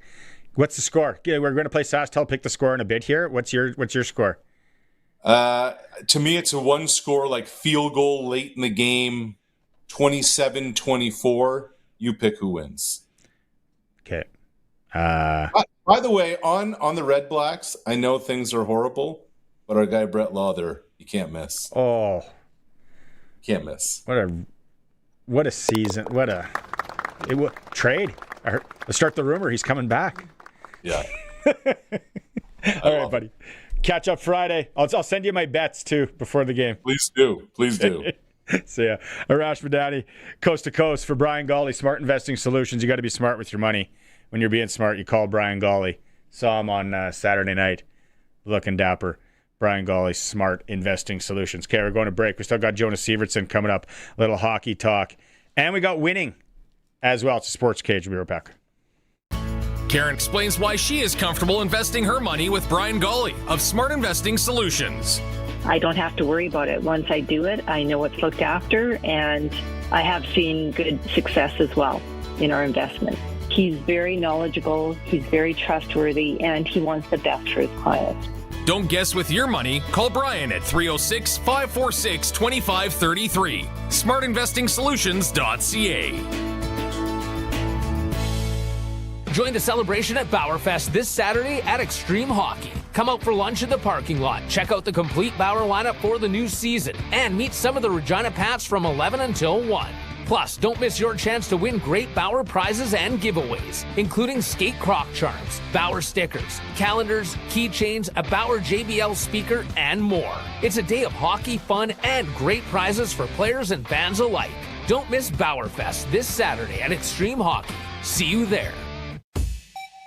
Why test for asbestos? Because before 1990, asbestos was commonly used in more than 3,000 building materials and other products. Because when asbestos fibers become airborne, they get into the lungs and cause severe damage over time. Because asbestos exposure is the #1 cause of work-related deaths in Saskatchewan. Built before 1990? Test for asbestos. Start at WorksafeSask.ca. Out here in southern Saskatchewan, the sun shows up for work every day. Might as well make it earn its keep. That's where Keln Solar comes in. These folks travel all over the province helping people put solar on their homes, farms, and cabins. They're local guys, Sask-born, Sask-raised, and not going anywhere. Except, to your place. Now's the time to start planning for spring and summer 2026 bookings. Give Keln Solar a call and they'll come show you your best options. Keln Solar. They move the power so you don't have to. KelnSolar.com. Get it hot and get it fast. Western Pizza. You just played 4 quarters of football. You got hit by guys built like farm equipment. And now you're thinking about a little celery stick and a protein shake? Come on, this is a job for Western Pizza. Load up with pepperoni, ham, bacon, melty cheese, maybe some ribs, lasagna, or souvlaki on the side. You put in the work, now eat like you mean it. And get it hot and get it fast. Western Pizza. The Sportscage Clutch Performer for Keln Solar. Thinking about saving money by using solar power? Keln Solar is a local family company that can put solar panels on your home, business, or farm. KelnSolar.com. Keln Solar's out at S14 Livestock Central, Manitoba Drive and Central Ave at Ag in Motion. Go and see them up there, the fellas. Okay, this one is right in the as a new father, Colson. Yeah. This one gets you right in the feels. If you're watching the stream, in 2006, it's Jacob Wilson pitching to his dad, Jack Wilson, who was playing for the Pirates. And then it says it was last year. I don't know if it's this or it's dad pitching to son who's playing for the Athletics. In the who's cutting onions? Jeez, is that ever cool? Okay, Colson, you got one? Yes. Mine's a little bit more of the unclutched variety. So Tour de France is wrapping up this weekend, I think it is. The caption on this was the Jerry Judy of the Tour de France. So as you're watching here, this guy's biking along trying to snag a water bottle on the side of the road. That's 3 he's missed. That's 4 he's missed. And number 5, no. He missed every single water bottle. He's just going to keep going. So that's rough. Rob Vanstone would have grabbed the first one. Oh, yeah. Even if it was a cup. I like how the last guy, too, was even trying to go along with him, kind of move with him to make the pass off easier. No, still funny if one of them would have just been mad and just threw it at his back. Ouch. Clutch Performer, Keln Solar, Lumsden, Saskatchewan. Right now, they're up at Ag in Motion, booth S14. That's in Livestock Central, Manitoba Drive and Central Ave. Go and see the fellas. They got the livestock operations solar thing dialed in. Anything solar, they can help. They also, they've given me help on my golf swing. Go in there and say, hey, heard you guys got solar and you can help my golf swing. Keln Solar, family-run business from Lumsden, Saskatchewan. Okay. You guys ready out there? Chance to win? It's time for Pumpjacks Cathedral Trivia. It's time for Sportscage Trivia for Pumpjacks. Great food, cold local draft, and a place that feels like home. Okay, I mentioned this off the start of the show. On this day in 1996, Wayne Gretzky signed a 2-year deal with the New York Rangers. If you haven't won anything in the last 30 days on CKRM, you want to win $50 to Pumpjacks Cathedral. Even if you don't win, you get to win a free lunch, or we give you a free lunch. Great place before the game Thursday, after the game Thursday. Pumpjacks Cathedral, 13th and Albert. Lots of taps, great food. Okay, here's the question. 936-6260, you got to call in. Texting doesn't count. In Wayne Gretzky's last season in the NHL with the New York Rangers, who led the team in goals? 936-6262, 306-866-767-0620. You have to call if you haven't won anything in the last 30 days. Chance to play Pumpjacks Cathedral Trivia. We'll go to break. We'll be right back. Winter in Saskatchewan tests everything, our patience, vehicles, and sometimes our bumpers. From icy parking lot dings to serious highway mishaps, choosing local matters. At Regina Motor Products Collision Center, we're Saskatchewan-owned, run, and we drive these roads too. An SGI-accredited full-service collision center working on all makes and models. Submit your SGI claim and book your appraisal. It's easy. When you need repairs you can trust, it's neighbors helping neighbors. Regina Motor Products Collision Center, south at Highways 1 and 6 Albert Street, rmpchevrolet.com. Why test for asbestos? Because before 1990, asbestos was commonly used in more than 3,000 building materials and other products. Because when asbestos fibers become airborne, they get into the lungs and cause severe damage over time. Because asbestos exposure is the #1 cause of work-related deaths in Saskatchewan. Built before 1990? Test for asbestos. Start at worksafesask.ca. Remember when you were out there having some tomfoolery, riding in the back of Grandpa's pickup truck with your friends with no padding or seatbelts? What isn't tomfoolery is where you get your tires. Go to your local Cooper tire dealer. They carry Cooper Discoverer Road and Trail AT tires. They have a durable tread that helps resist cutting, cracking, and tearing that occurs on rough trails. Have your vehicle ready for the road before you are. Visit your local Cooper tire dealer and ask for Cooper Discoverer Road and Trail AT tires. Have you looked at the outside of your home lately? Whether it's the deck, garage, siding, stone, or shingles, Freeze Tallman has the products to help bring your next project to life. From composite and pressure-treated decking to railing and exterior finishes, they've got everything you need to refresh your home and backyard. Start planning today at freezetallman.com. Freeze Tallman. Locally owned, family grown, rooted in our community for 70 years. The Roughriders season is here and the biggest 50-50 in Saskatchewan is back. Last year's 50-50 raised over $3.3 million for amateur football in Saskatchewan, and we couldn't do it without you. Thank you, Rider Nation. This year, we have bigger loyalty and early bird prizes than ever before, not to mention those life-changing 50-50 jackpots. See all of the prizes and buy your tickets today at riders5050.ca, and never miss a chance to win when you sign up for the 50-50 Club. Riders 50-50 is presented by ISC. Lottery license LR260010. Welcome back to Sportscage. Check out our podcast powered by Freeze Tallman. Available anytime, anywhere at 620ckrm.com and sportscage.com. Welcome back. We're playing Pumpjack Cathedral Trivia, 13th and Albert Pumpjacks Cathedral Saloon. Before and after the game, Thursday. Let's go. Great time there. Okay, we got Timmy on the line. Ready to play? Timmy on the line. I'm ready to play. Hey, Timmy, let's go. Okay, here's the question. In Wayne Gretzky's last season in the NHL with the New York Rangers, who led the team in goals? Gretzky. Oh, Timmy. Tim, the good news is you still win a free... You want to take one more stab at it? It's not Gretzky. Colson started the clock. Who scored the most goals with New York Rangers? 87. Yeah. Mark Messier. Oh, good guess, Tim.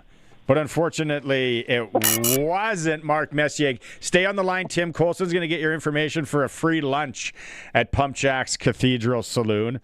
The correct answer, even people that were texting in were wrong. It was Adam Graves.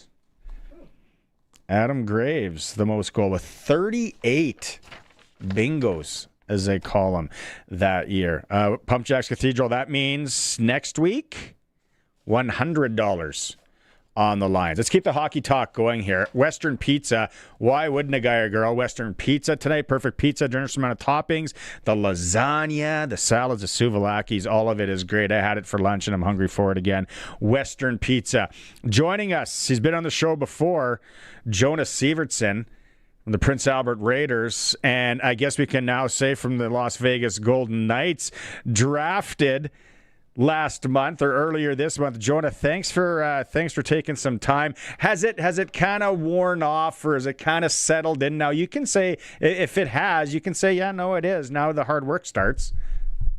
Yeah, honestly, going to development camp, just kind of realizing that, I have my foot in the door a little bit. So yeah, it's kind of settled in now. How does it happen? How do you get the call? How does that all go down? Yeah, so I stayed at home for the draft. I was just with family here in my living room, and I saw on TV before I got the call. So I kind of just stood, and me and my family were just standing up in the living room in shock. And then I got the call from Vegas about 5 minutes after, so it was pretty special. one of those times that you make sure the phone's probably charged, right? Like it's plugged in. But I'm sure big celebration with family and friends after. Yeah, I just kind of had a big family supper after, the people I'm closest to. So it's just special to see everyone there. Did you get any interesting messages or texts from maybe someone you haven't talked to in a long time or ever before? Just a congratulations. Yeah, there was a lot. There wasn't too much interesting ones, but just a lot of people that I haven't been in touch with in a while. They kind of reached out, so it was pretty special seeing those people still paying attention, and yeah, it was pretty awesome. You got a couple names for us? Yeah, just like some of my old buddies. Like I know Brandon Fuchs, one of my friend's dads. He was always staying in touch, but Rod Benroth, he's one of my coaches, so we always stay in touch, and he was always with me, every step of the way. So when I got drafted, he was pretty pumped. I think he was the first person to text me, so it was awesome hearing from him. Mrs. Shinkaruk was excited too as soon as she saw it on there. She's like, Jonah. Okay, so everything happens like really quick. I mean, I wanted to ask you this, like, because you're basically down in Vegas. I think it's like two days later, or not that. Like, how does that all happen? Do they say, "Okay, your travel agent's calling you. We're getting you down here," or do they say, "Okay, we need you here in 2 days"? Like, how does that all go down? Yeah, right after the draft, they sent me a lot of information. So after that phone call, they said they'd give me another call right after that, and kind of a bunch of emails. And I was, getting on a plane ride and heading right to Vegas the day after. So it was pretty quick turnaround, but I was pumped and really fortunate. What was camp like? Yeah, I was used to being the biggest guy, and I was. One of the, I was just average in height and weight out there. So, that kind of shocked me. I was like, oh, these are some big boys. But, yeah, so camp was good. Just realizing how much bigger, stronger, and faster I have to get, to be at that level. Is it, I guess, because there's a lot of young guys, right? Development, it's all the rookies in that. But do you feel you're that far behind? Because I would think you're right there with a lot of the guys. Yeah, like it's mainly just younger guys, but there were some older guys too, who have a little bit more experience, and they're developed a little more. So yeah, I'm a little bit further behind, but I still got some work to do. Do you talk to Kelly McCrimmon at all through this? Yeah, a little bit. Just at camp, kind of just introduced myself. He was a former Western leaguer, and he's been in the WHL for a long time. So yeah, just a little bit at development camp, but nothing too much. He doesn't grill you on any questions, being a West guy. I know he's got a lake house about 4 or 5 hours from here. He doesn't grill you on anything out in the West? No, not too much. Take us through the plan now. Like, obviously you're training hard, you're on the ice. I saw you at the rink yesterday. What's the plan with the Golden Knights? Like, when do you go back down? Yeah, so I think there's rookie camp coming up. I'm actually getting an email this week, so I think I'll be heading back to Vegas early September. What's the summer focus? How do you train? Do they help? Do they say, "Hey, here's some stuff that we'd like you to do"? Yeah, their trainer. Just so much information that I came back with from development camp, like nutrition and being in the weight room. But yeah, just trying to get bigger, stronger, faster. Those are the 3 keys in hockey. It's a man's league, so got to put on a little bit of strength. It's crazy to think it's only a couple of years ago, right? PA sends you back as a 16 and you play the Pat C's. Exceptional year. I'm sure you wouldn't trade it for anything, the run you guys had. How do you think that helped in your long-term development, Jonah?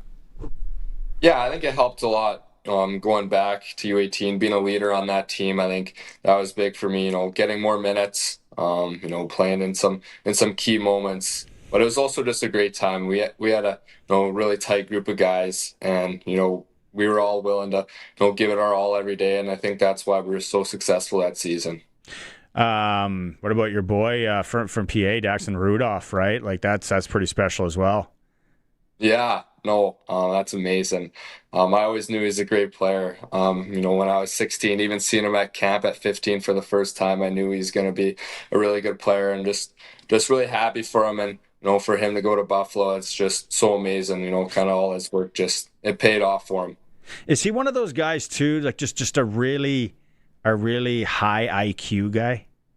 Yeah, I think that's probably one of his best things about his game. He's a really smart player, and he just sees the ice so well. So it's really fun to play with him, when we're on the ice together. Obviously, the great run that PA has this year come up a little bit short, but it was fun. It was great to watch as well. I wonder if you have any comments, or if you're talking to or giving any words of encouragement or advice to Malachi Martin, because there's a guy with a great story, right? Pat C's last year, first year as a last year in the midget ranks, has a heck of a year, even when Pugh and Schultz aren't there, and he gains a lot of interest, and now listed with PA, and they say he's got a real good shot of making that team. Do you ever talk to him and just the grind that guy's putting in? Yeah, no, of course. Malachi's one of my best buddies, so I'm just really happy for him, and he's been putting in a lot of work this season to make the team. I know that's a big goal of his, so he's trying to do everything he can to accomplish that, and it'd be fun to play with him. Yeah, right on, man. All right, you look good in that hat. You'll even look better in a jersey down the line. I'm sure we'll see you around the rink. Thanks so much for doing this, Jonah, and congratulations again. That's awesome. Thank you. I appreciate it. There he is. Las Vegas Golden Knights draft pick from Regina, Saskatchewan, 113th overall. Jonah Sivertson had a heck of a year last year for the Prince Albert Raiders, his first full year in the WHL. It's a Sports Cage. We're on the home of local sports in Saskatchewan, 620 CKRM. Have you seen the patio at Pumpjacks Cathedral? Seen it? I've practically moved in. Do they at least charge you rent? Only if I stop ordering food. I don't blame you. Great food, daily food and drink specials. 30 beers on tap, including local favorites. And there's no better place to catch the game with friends. So what are we waiting for? I'm waiting for this conversation to be over. Let's go. On the corner of Albert and 13th, Pumpjacks Cathedral Saloon and Steakhouse. Come early, stay late. The place where friends meet. He's gaining on us. Quick, let's hide in the garage. No! It's stuck! Again! You said you fixed it. I meant to. I just never called Busy Bee Doors. Lift it, hurry, lift it. It won't budge. It's busted. Don't let a broken garage door turn into a horror story. Call Busy Bee Doors. They can fix or replace any commercial or garage door. Busy Bee Doors, the garage door specialists. Sask Power is working to improve the power system in your area. In order to do their work safely, they need to shut the power off for rural customers north of Lampman and surrounding communities from 10 a.m. to 12 p.m. on Wednesday, July 22nd, weather permitting. Again, the power will be out for 2 hours on Wednesday, July 22nd from 10 a.m. till noon for rural customers north of Lampman. For updates on this outage, visit saskpower.com/outages. Sask Power apologizes for the inconvenience and thanks you for your patience. Louis Dreyfus Company Yorkton, growing with your farm. LDC has space available this spring and summer with very competitive basis levels, and now has 4 unloading pits to get you in and out faster. Louis Dreyfus will paper blend moisture, green, and damaged. And the new driveway is open Monday to Friday, 5:30 a.m. to 7:30 p.m. Call today and find out why farmers trust Louis Dreyfus Company. 1-877-782-8882 or visit ldcyorkton.com. Feeling overwhelmed by debt? Concerned about what the next few weeks or months will bring for your finances? My name is Jasmine Brown. I'm a licensed insolvency trustee at BDO here in Regina. You don't have to navigate this alone. Together, we can review your options and build a personalized plan to reduce your payments and get you out of debt so you can breathe again. Call 1-833-BDO-TALK or visit bdodebt.ca to book your free consultation and discover your debt-free future. Have you looked at the outside of your home lately? Whether it's the deck, garage, siding, stone, or shingles, Freeze Tallman has the products to help bring your next project to life. From composite and pressure-treated decking to railing and exterior finishes, they've got everything you need to refresh your home and backyard. Start planning today at freeze-tallman.com. Freeze Tallman. Locally owned, family grown, rooted in our community for 70 years. Every Tuesday at Taco Time, beef or veggie tacos are just $2.25 each. And yes, they're unlimited. So technically, you could order enough for your friends, your coworkers, your family, your therapy group. Or you could order them all for yourself. We don't judge. Hard shell, soft shell, beef or veggie. Just $2.25 each. Every Tuesday at Taco Time. Self-control sold separately. It's time for the Sports Ticker, brought to you by Extreme Hockey and Sport, 1425 McIntyre Street, the Cooperator Center, Moose Jaw Temple Garden Center, and online at extremehockey.net.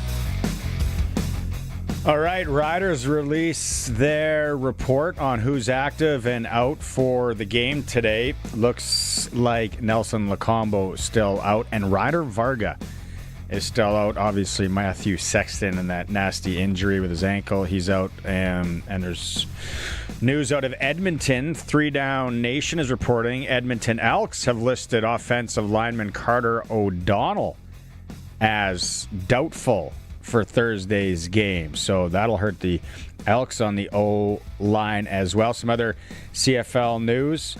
Nathan Rourke's going to miss weeks, not months, according to 3 Down Nation. On that shoulder, no surgery needed. And the Montreal Alouettes release Mario Alford. Baseball, Blue Jays, Tampa, 5:07 around their first pitch. Red Sox are in Medicine Hat in the Western Canada Baseball League. Sports Ticker is for Extreme Hockey and Sports Celebration Bauer Fest on this Saturday.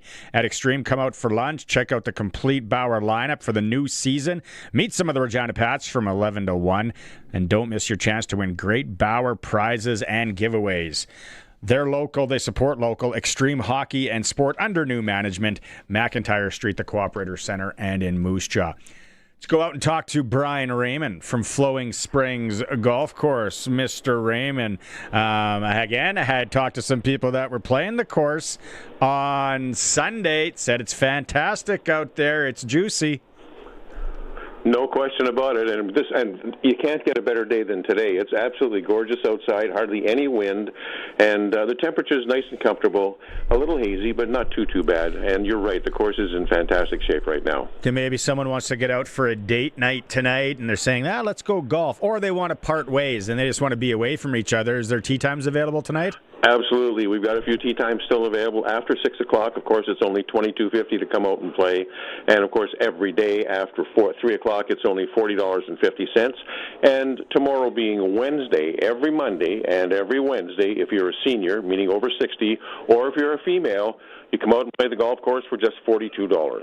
Unbelievable. What about Thursday, Brian, with people coming in for the Rider game? Maybe come in a little earlier, make a tee time? Absolutely. We do get people that have a habit of coming in early and bringing their sticks and, get them around in. If you want to just play 9 holes, that's okay. You can come out and do that, and we'd be happy to have you. Just give us a call, and we'll get you on the golf course. And even if you don't want to go golf, go out and see the best driving range in the area. Grass, you got targets. You can grab yourself a beer and a hot dog and go out there and hit some balls. How do they find you? How do they book, Bri? All right, we're just northwest of the city off of Highway 11, take 734, which is at exit A. And you can give us a call at 306-543-5050. And you can book online at flowingspringsgolf.com. Okay. Thank you so much, Brian. We'll talk to you again Thursday. You betcha. Take care. Brian Raymond, Flowing Springs Golf Course. Go, $22, go golf tonight? Man, it's almost like they're paying you to go golf. Prices that cheap. Hour 2 in the books. Hour 3 coming up. We're going to hear from a couple of riders and Glen Suitor. It's a Sports Cage on the home of the Riders. 620 CKRM and streaming through our YouTube channel at sportscage.com. From the towers to the tractors, country's greatest hits. 620 CKRM, a Harvard media station. The news is brought to you by Crestview Chrysler Dodge Jeep Ram, home of Saskatchewan's biggest selection of Ram trucks and Jeeps. CrestviewChrysler.ca.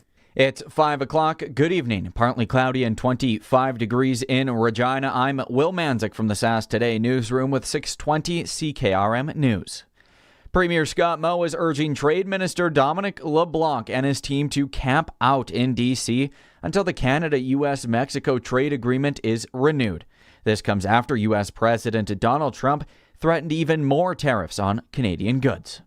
I would say it's not just Canadians that need a reviewed and renewed CUSMA agreement, the country of Mexico and Mexicans as well. But most importantly, I think Americans. Americans represent 26% of global GDP. They're a significant part of the GDP on Earth, and they're very closely geographically aligned with us. Moe and the other Canadian premiers met with Prime Minister Mark Carney today. Yesterday, Trump threatened to impose a 50% tariff on multiple Canadian goods, ranging from honey to hockey sticks.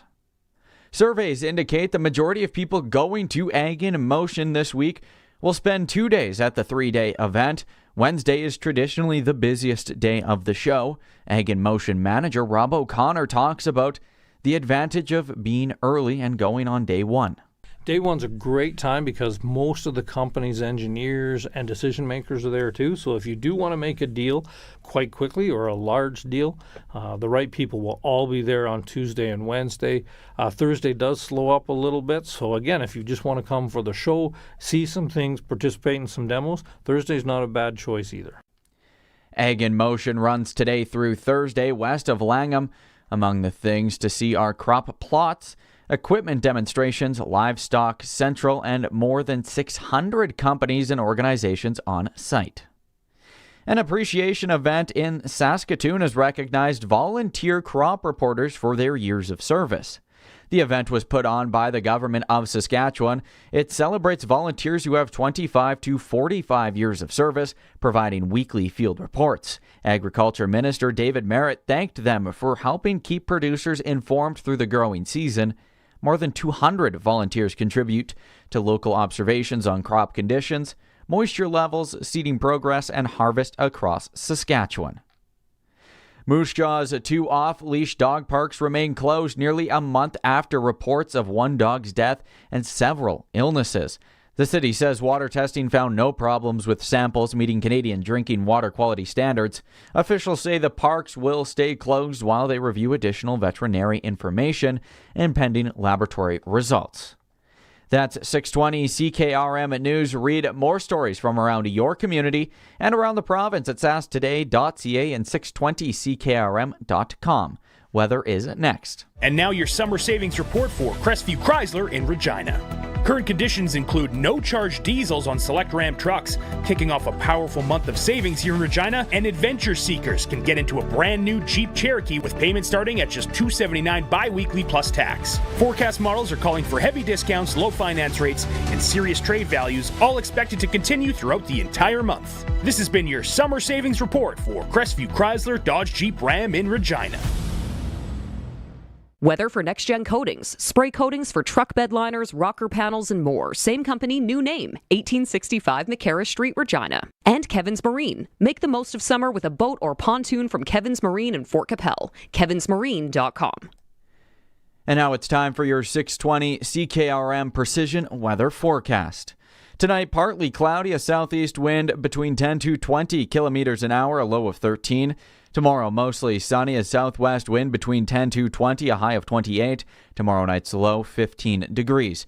Thursday, sunny, a northwest wind between 15 to 25, a high of 33. Friday, mostly sunny, a high of 32. Saturday, sunny, a high of 32. Across the province at this hour, Saskatoon 24, Swift Current 23, Assiniboia 24, Broadview and Moosomin 22, Yorkton and Melville 23, Estevan 23, and Weyburn 23 degrees. Right now in Moose Jaw, smoke, a wind south 6, and it's 25 degrees. In Regina, smoke, a southwest wind at 9, and it's 24 degrees. For more local news that matters to you, subscribe to the daily newsletter at sasktoday.ca. For over 40 years, you've known them as Regina's trusted vehicle protection specialists. Now they're introducing the next gen of coatings. New name, new level of protection. They're now Next Gen Coatings. 3 generations of their family have served your family, and that hasn't changed. Same owners, same commitment, ready for the next gen of truck beds, rocker panels, trailers, bumpers, and running boards. The company hasn't changed, just just the name. Next Gen Coatings, 1865 McCarra Street. The Next Gen starts now. At Kevin's Marine, the lineup is stacked and ready. Legendary Lund boats built for serious fishing and non-stop family fun. Stretch out, crank the tunes, and cruise in style on a brand new pontoon from Bentley or Crest. Or drop the throttle and make waves in a 4-wind sport boat. All powered by trusted Mercury 4-stroke motors. Right now, manufacturer rebates, dealer discounts, and low payment financing. Make decking easy with Shoremaster aluminum docks and lifts. Visit Kevin's Marine in Fort Capel or kevinsmarine.com. Broadcasting from Century Studios in downtown Regina, Harvard Media presents The Sports Cage, where Saskatchewan comes to talk local sports. Brought to you by Sask Lotteries, bringing communities together. Sask Lottery products fund over 12,000 sports, culture, and recreation groups across Saskatchewan. Be part of the show. Call 1-866-767-0620 or text 306-936-6262. The Sports Cage. Streaming at sportscage.com, our YouTube channel, and on the radio at 620 CKRM. Hour 3 of the show. If you missed any of it, podcast forum for Fries Tallman Lumber in Fort Capel and Regina. Delivery available. Window and door sale on. Anywhere you listen to podcasts, you can go find that. Glen Suitor is going to be with us in a moment. Riders Elks Thursday. I'm excited. I'm jacked. I don't even mind the Thursday night. I know if you're from out of town and have to drive a long way, you're like, shut up. I'm like, I know.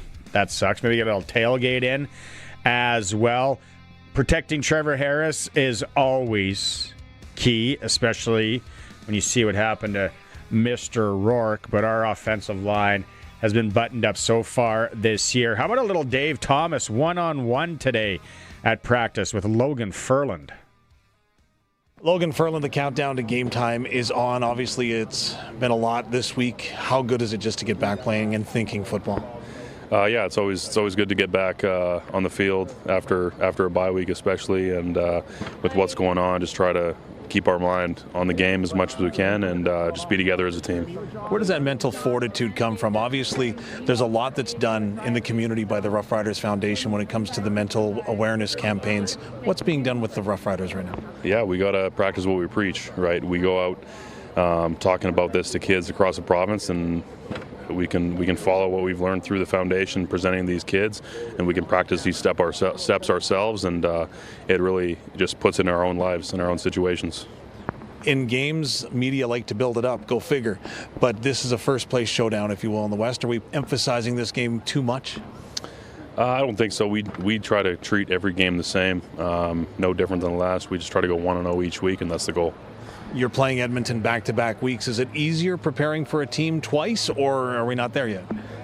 Not there yet. You know, sometimes it can be difficult, depending if they change things up. We just got to treat this game as our game that we're focusing on this week, and 1-0 is the goal. The Edmonton Elks defensive line is very formidable. What have you seen from them on film that's giving them success? Yeah, very good defensive line. They're all very physical, all have good get-offs of the ball, and they play together well. And they're a very physical front, and we're looking forward to it. You know Malik Carney very well, having spent a couple of seasons with him here. Does anybody have an advantage, whether it's offensive line or defensive line in that instance? Yeah, I don't think so. I see it as a good matchup, and we're looking forward to the competition. And a lot of emphasis is being made about the running game of the Edmonton Elks and Justin Rankin, but there's a pretty fair running game here too, isn't there? Yeah, I think on both sides of the ball. I don't think we've had a complete showcase of our true run game yet, so looking forward to seeing what we can do. Oh, good one. It's going to be a good one. It's going to be a good one. Coming up Thursday at Mosaic Stadium, we're going to hear from Antoine Brooks Jr. in a moment. Emotional day for the players back at practice, of course. Also, don't forget, Riders Foundation 50/50, riders5050.ca. We talked about this all last week, but now it's coming around. Tomorrow night, 10 p.m. is the deadline for the early bird. You're going to buy 50/50, get in it. Then you're in the early bird because it's a Taste of the Maritimes tour for two. Return flights from Saskey to Halifax, 7 nights, hotel accommodations, some meals included, probably seafood if you like that, or you can take $7,500 cash. Riders5050.ca. Let's go talk to Glen Suitor. Time now for press coverage with CFL and Saskatchewan Roughrider legend Glen Suitor on the Sportscage. Brought to you by Freeze Tallman Lumber. Locally owned, family grown, rooted in our community for 70 years in Regina and Fort Capel. That's right. Freeze Tallman. You're coming in to do the game Thursday. I know tomorrow we're going to talk again. We're going to maybe tee that one up a little bit so we don't have to talk a lot about that today. I want to talk to you, Glenn, and I want to start it with the games this past weekend. I know you were out east, and the new rules coming into play, my man. Yeah, they are really sort of giving us a true look in real time of what this may look like. You know, my concern going into all of these rule changes is first of all, it was, do we really need to change the game? I've always believed that the game is fantastic as it is, but okay, if we need to keep evolving, let's keep an open mind and let's look at the rules. So then the concern becomes, is there going to be a trickle-down effect somewhere here that we weren't thinking of, that the league wasn't thinking of, that a sort of a trickle-down response that is a negative and slows the game down or hurts it in some way or doesn't look good or whatever? And I think the opposite has been true with these first rule changes. Again, the same discussion will happen next year, but right now, just dealing with the ones we have, let's go to that Hamilton finish against Toronto. Field goal attempt from 30 yards or 31 yards to win the game with the Argos down by 1, and a shanked kick goes through the end zone without being played. No point, no tie game. And I know there was a whole bunch of people saying, oh, it would have been nice to see overtime, most of which were Toronto fans, I'm sure. But, both of them. Yeah, so, exactly, Barney. So anyway, like when I think about from a presenting the game perspective, okay, so that's really what I concern myself with is, are we presenting the game the best we can? And if we're not, how can we improve? Or if we are, how can we continue to improve? And that can be said with the rules as well. And when I saw the sort of the drama of a kicker missing, going through the end zone, and no point awarded, game over, Toronto loses, it's the agony of defeat versus the thrill of victory, like that old cliche or that old saying for that commercial used to be. And it was exciting. It was dramatic. It was heartbreaking if you're Hairolahu and the Argos, but it's not, it's immediate, and there was a winner. And the same can be said in Ottawa. Because that was it. Let's brand it, Barney. No, hold on. I want to go to Toronto. I want to go to the Toronto game first. Okay. I was talking to Rob Vanstone in hour one, and he brought it up, and I remember, and I think it was like the windmill when Haralahu missed. Was it last year? Or the year he missed it, and then celebrated like they just won the East Division final to go to the Grey Cup, and I'm like, off a miss. And if you are from another planet or have never watched the game and you're watching that when that happened, you're like, what's going on here? He missed. They're celebrating that they won. Like I think that rule, it's just always been so odd. So then isn't it like fitting, happenstance, whatever, that it's them that it happens to? Yeah, and that's the first thing I thought of too, was the celebration after missing a field goal but winning by a point. And that's always been a concern, because when we do the Grey Cup, I've thought, boy, you just hope that no game ends like that for the championship. It's almost like sometimes I think soccer fans watching that game when it was that final for the World Cup were thinking, we don't want this to go to a shootout. Most of them don't, because then, it's like the team that was the better team all day gets ripped off because of one shot or something like that, even though they were the better team. So, I like to Toronto, Hamilton. I have to say, honestly, that rule change to me is excellent. And by the way, when I used to argue, people will say, well, you're sounding like a hypocrite now, because you used to argue to keep the single on a missed field goal. And the only reason that I would bring that up was because if you miss a field goal, it can be returned. And so, and that will change again next year. But right now, if you miss a field goal, it'll be returned. And what we want to do is make sure we give incentive to the returner to bring it out of the end zone. In other words, if Hairolahu missed last year and they didn't win by a point, that returner's got to get it out of the end zone. So that's why I would argue that even though I don't like that you're rewarding a miss, I do like that it keeps in play in a big way the return on a missed field goal. Mm-hmm. So that rule change, though, the way it is right now, I think it's bang on. I mean, the drama of watching Hairolahu fall to the ground, and I don't wish this. Yeah, we know what you're. Yeah, you know what I mean. Like it just, it's fantastic television. I mean, entertainment, drama. It's why we tune in. It's Exactly. what we want, win or lose. Yeah, and for most of us, it's like, unless you're sprinkling on it, it's like, okay, who impressed you in that game? I think it's a great question, and I think it was a career.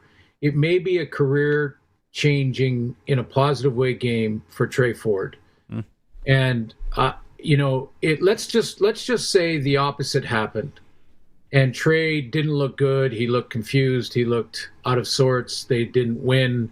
And listen, I know they won because Hairolahu missed. That was a big reason for it. He didn't look great all game. I thought his decision-making process was outstanding, higher level than I'd seen him when he was starting in Edmonton. And he still has that magnificent gift of being able to avoid tacklers and get outside. If the opposite would have happened and Trey looked awful and out of sorts, then is the narrative then become, well, it was kind of a gimmicky thing anyway. He was a really good athlete, but he's not a good quarterback. I think in this opportunity, there would have been a lot of people, had it gone the other way, would have been a lot of people go, yeah, I think he's just a really good athlete, and maybe not get another chance. I think this could be career defining for him. Oh, hold the phone. We're going to keep this clip in case it is. I know it's just one game, Barney, and it's a normal reaction. I know it's just one game, but had it gone the other way, he may have been no longer considered, and they already brought in another quarterback in Hamilton. So I just think that this might be a game that if he continues to grow and becomes a starter and a star, and let's say he wins a championship down the road, he'll look back at that game and go, that was my turning point. Okay, let's go to the other one. And I talking earlier, I took the money line, Ottawa. I just, it's like Homer Simpson when he bet on the Washington Generals. I thought they were due. But the Ottawa, man, how many holes are in the drywall in that Ottawa tunnel and dressing room at this point? How frustrating is that one, Glenn? Yeah. It's funny because Jake Mayer probably outplayed Drew Brown in that whole matchup that we created, or didn't create, but we certainly emphasized going into that game, and yet didn't get the win. Again, we get an example of the rule change, and that there will be no ties. The games will no longer end in a tie ever because of let's brand it, let's call it the 2-point shootout. Okay. Which Nobody is saying, but we're going to brand it right here on the cage. 2-point Freeze two-step. Tallman. 2-point shootout. 2-point. The 2-point shootout. 2-point twirl. Two-stepping. And, to get that close, maybe you have to get that close to turn the corner. I'm not sure. And hopefully Ottawa can figure it out, because I can't see them just, they're going to beat somebody down the road here. And they're not as bad as 0-6. However, that is what they are, though. Can you, with your eyeballs, I'm watching it, I feel like their offensive line does not help out. Like, poor Jake. There's a lot of times that I feel that, they're playing either shorthanded or a guy's got his hands tied behind his back. Like, he is constantly under pressure, which is football. Yes, I understand. I am aware. But it's just a lot of times it doesn't seem like he has any time. He's constantly under fire. And they don't have a running game. So that's also been, that was probably Greg Bell's best game. And, it still was sort of an afterthought. And I wonder if it's the O-line that is the concern there as well. I would agree. The other thing, though, in this game in particular, they had a chance to win this game 2 or 3 times if their DBs can hold on to an interception. And, this is what I mean about, you are what your record says you are. So let's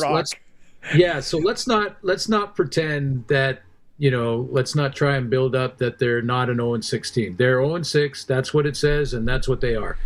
However, this is what I mean about the fine line between winning and losing. And when we say they're just a terrible team, I think that's going too far the other way, because they're not a terrible team. They've got a couple things they got to be better at. The O-line is one of them. But they make one of those interceptions. There was one in overtime right through the guy's hands. Yeah. It's game over. That's it. They're done. So, that's how fine a line it is between getting your first win and going 0-6. And it's funny, at the end of that game, Barney, the quarterback discussion didn't really seem to be anything. Because Mayer played pretty well, and they both threw for over 300. The numbers were almost identical. And Drew made the last throw he had to in the 2-point shootout. What I thought there, I think I told Arash this in hour 2. I'm watching. I'm going to throw something and see if you. I'm watching the 2-point twirl or shootout or two-step or whatever, and I thought, first off, the throw and the catch by Geno Lewis is unreal. That ball should never be thrown, Glenn. Do you have the tape, Coulson?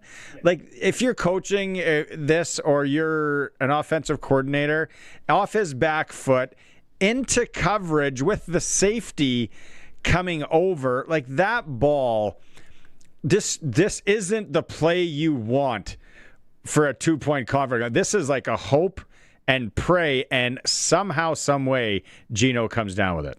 Yeah, I was sort of throughout the game kind of tongue-in-cheek suggesting that if I'm an Ottawa offensive coordinator, my playbook has one page, the very first page, that just has 87 written in the middle of it, because they seriously have to figure out ways to just throw the ball up to him, and Geno will make the play more than he won't.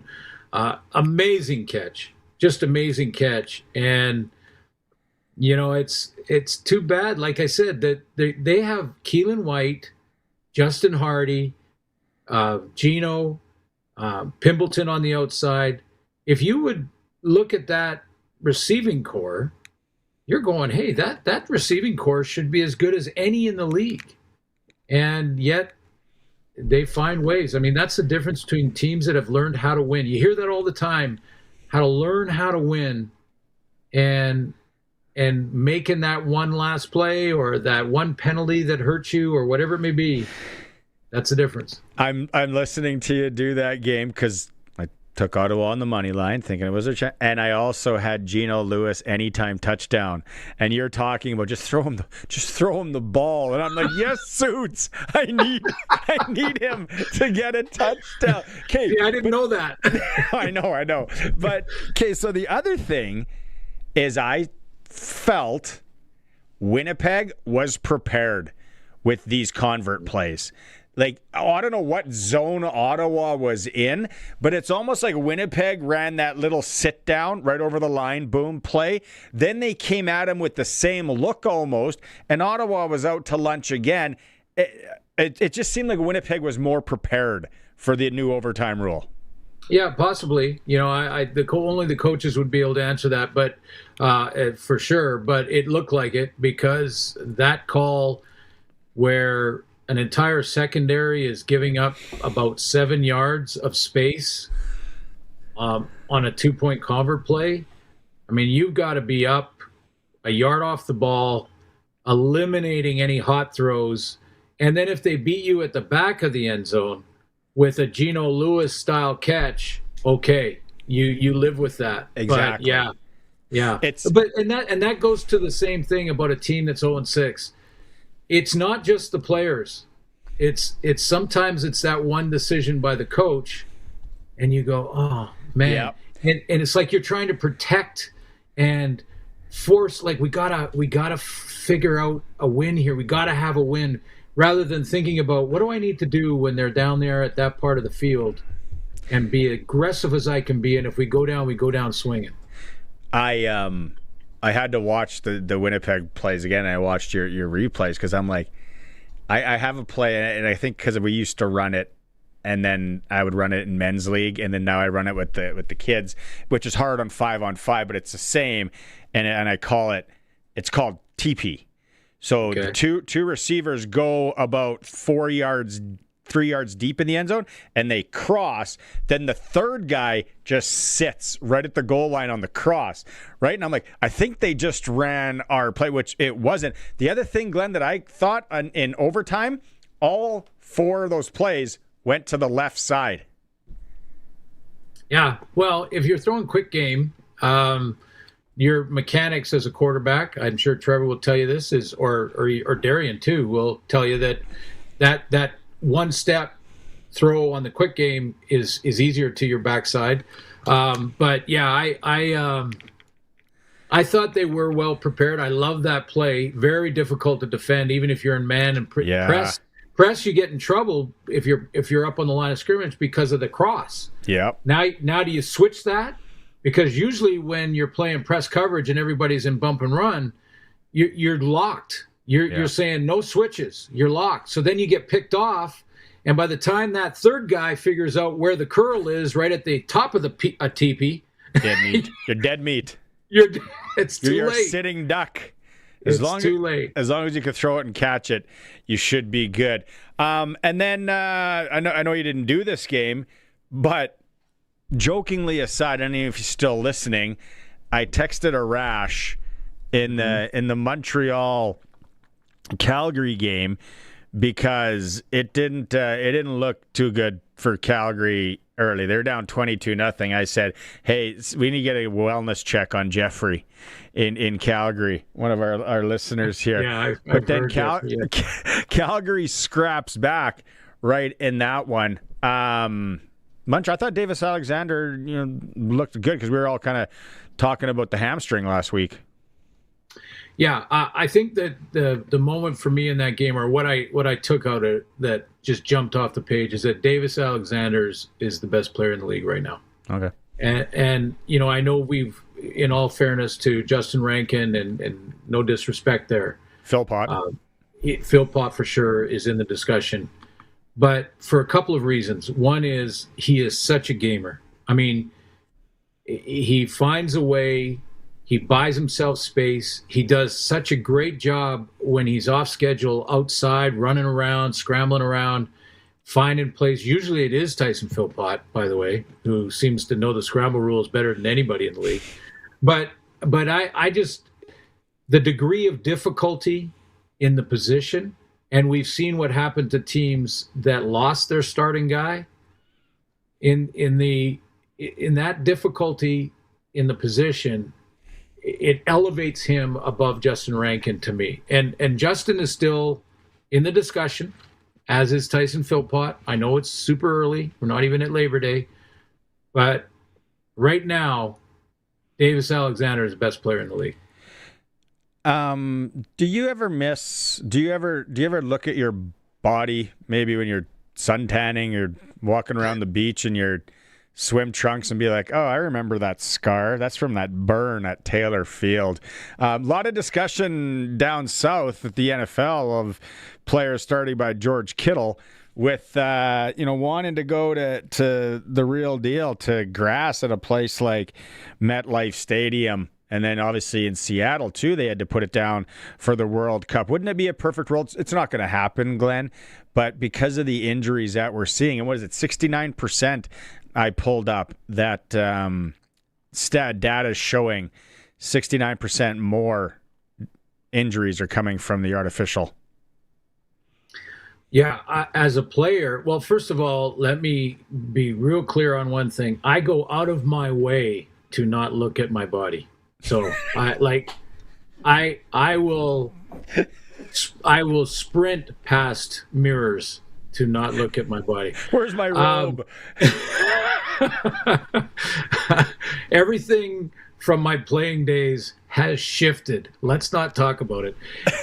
Anyway, as a player, as a former player, playing on natural grass, way more preferred. Like, especially when I looked at the grass in Kelowna, they put the beautiful natural grass into. I walked around the field, and it was sweet. I mean, we're talking, not like a putting green and that short, but like a beautifully manicured fairway, but with a stronger underneath it. And I'll tell you what, you talk to any of those players, they absolutely loved it. Now, I had a conversation with Amar Doman and with Dwayne Vanu, the president of the team, and I asked him about, could you leave it in there after FIFA had left and maybe play the rest of the season on natural grass?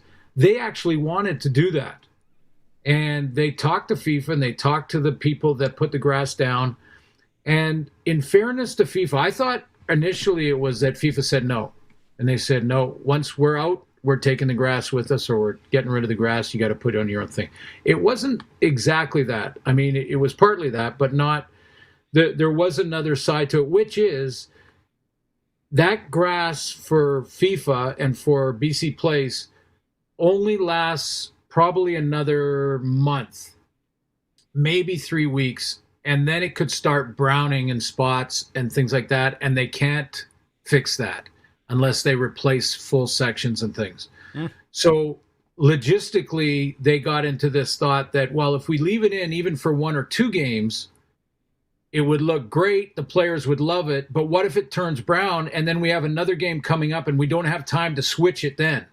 And now you got what really looks bad with brown patches and, things like that. So they decided collectively to not do it, take the natural grass out, put in the artificial, and they're putting in brand new turf. So there is an upside for the players, for the Lions, and for visiting teams going into BC Place.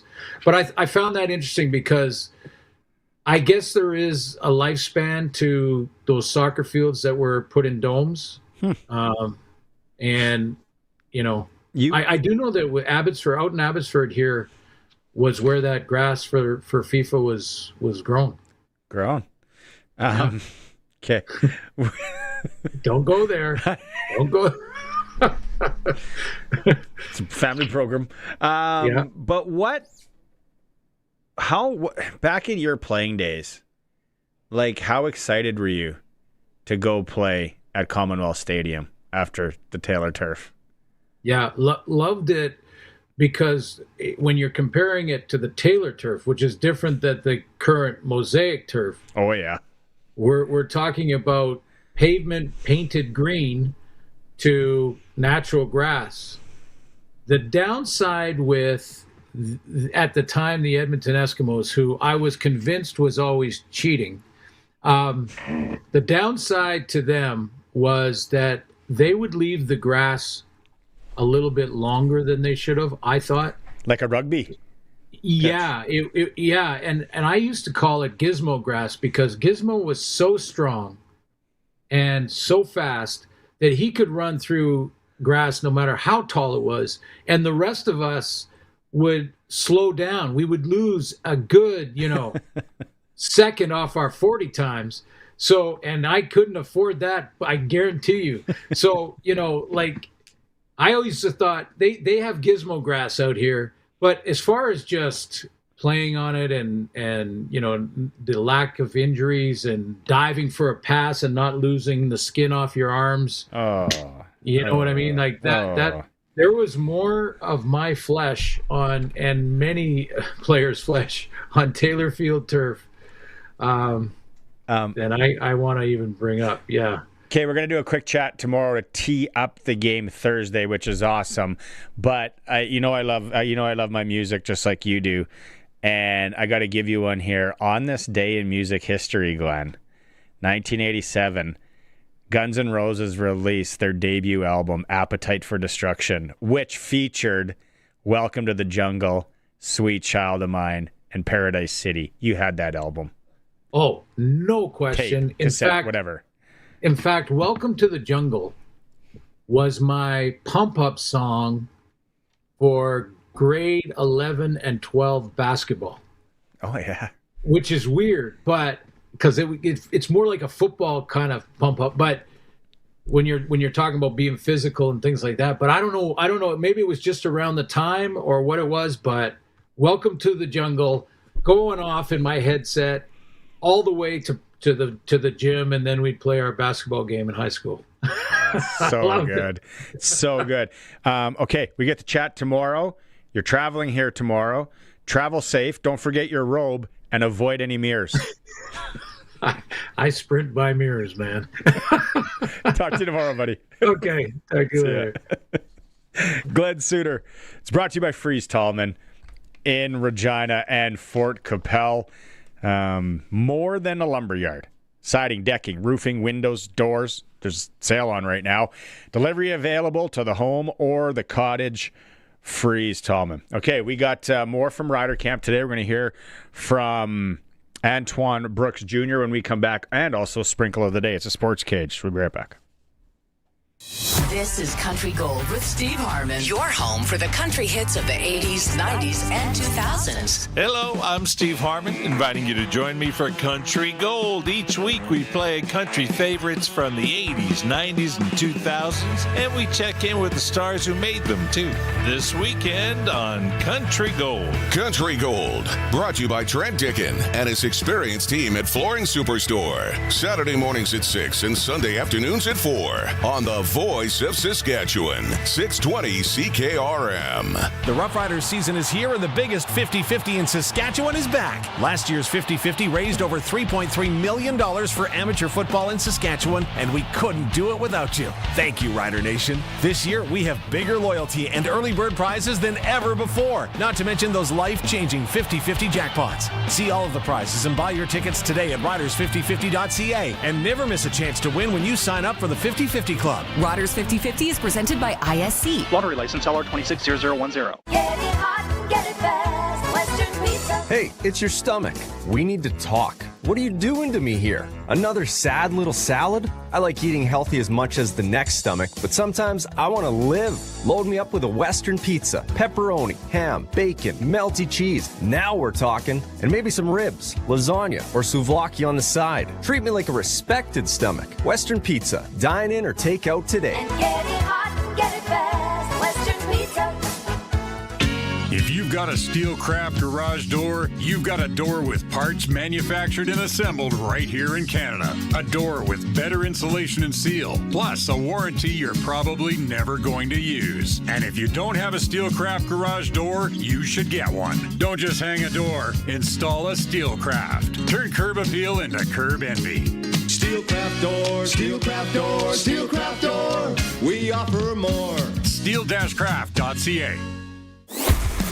Welcome back to Sports Cage. Missed any part of the show? Check out the podcast powered by Freeze Tallman at 620CKRM.com and Sportscage.com.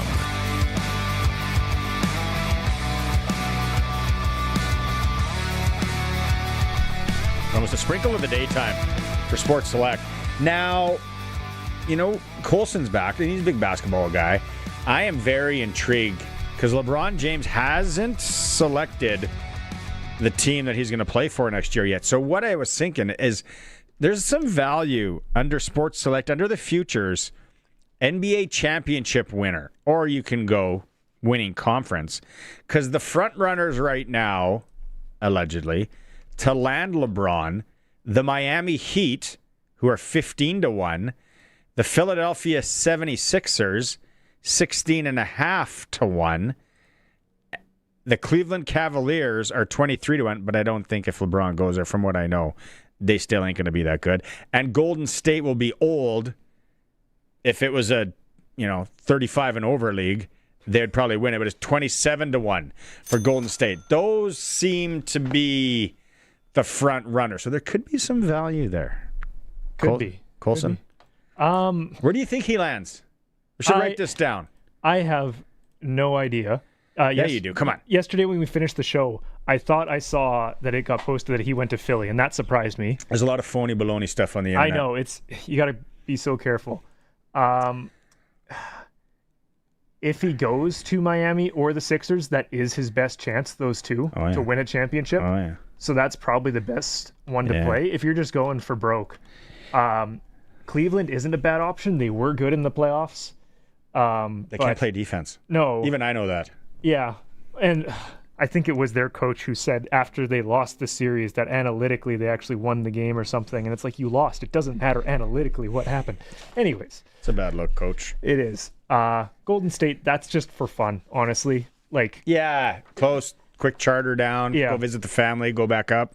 Exactly. It would be best for him, family-wise. It would be fun playing with Steph and Draymond. I think he was. So that's just kind of the fun one. If he plays another year, I could see him going to Golden State. If this is his last year of actually trying, I think he goes to probably Miami, maybe the Sixers. I think he's got 2 years left in him. And now, from what I'm hearing and listening with my ear to the ground, so listen to other programs, I think it's Miami. I think it's going to go. Although they say that Riley and him had a falling out. Yeah. The last time he was there. Yeah, Pat Riley has a very strict, we'll call it a code of conduct for the players, even down to body fat and stuff. It used to be a thing. Then Shaq came and played, and they kind of slacked off on that a little bit.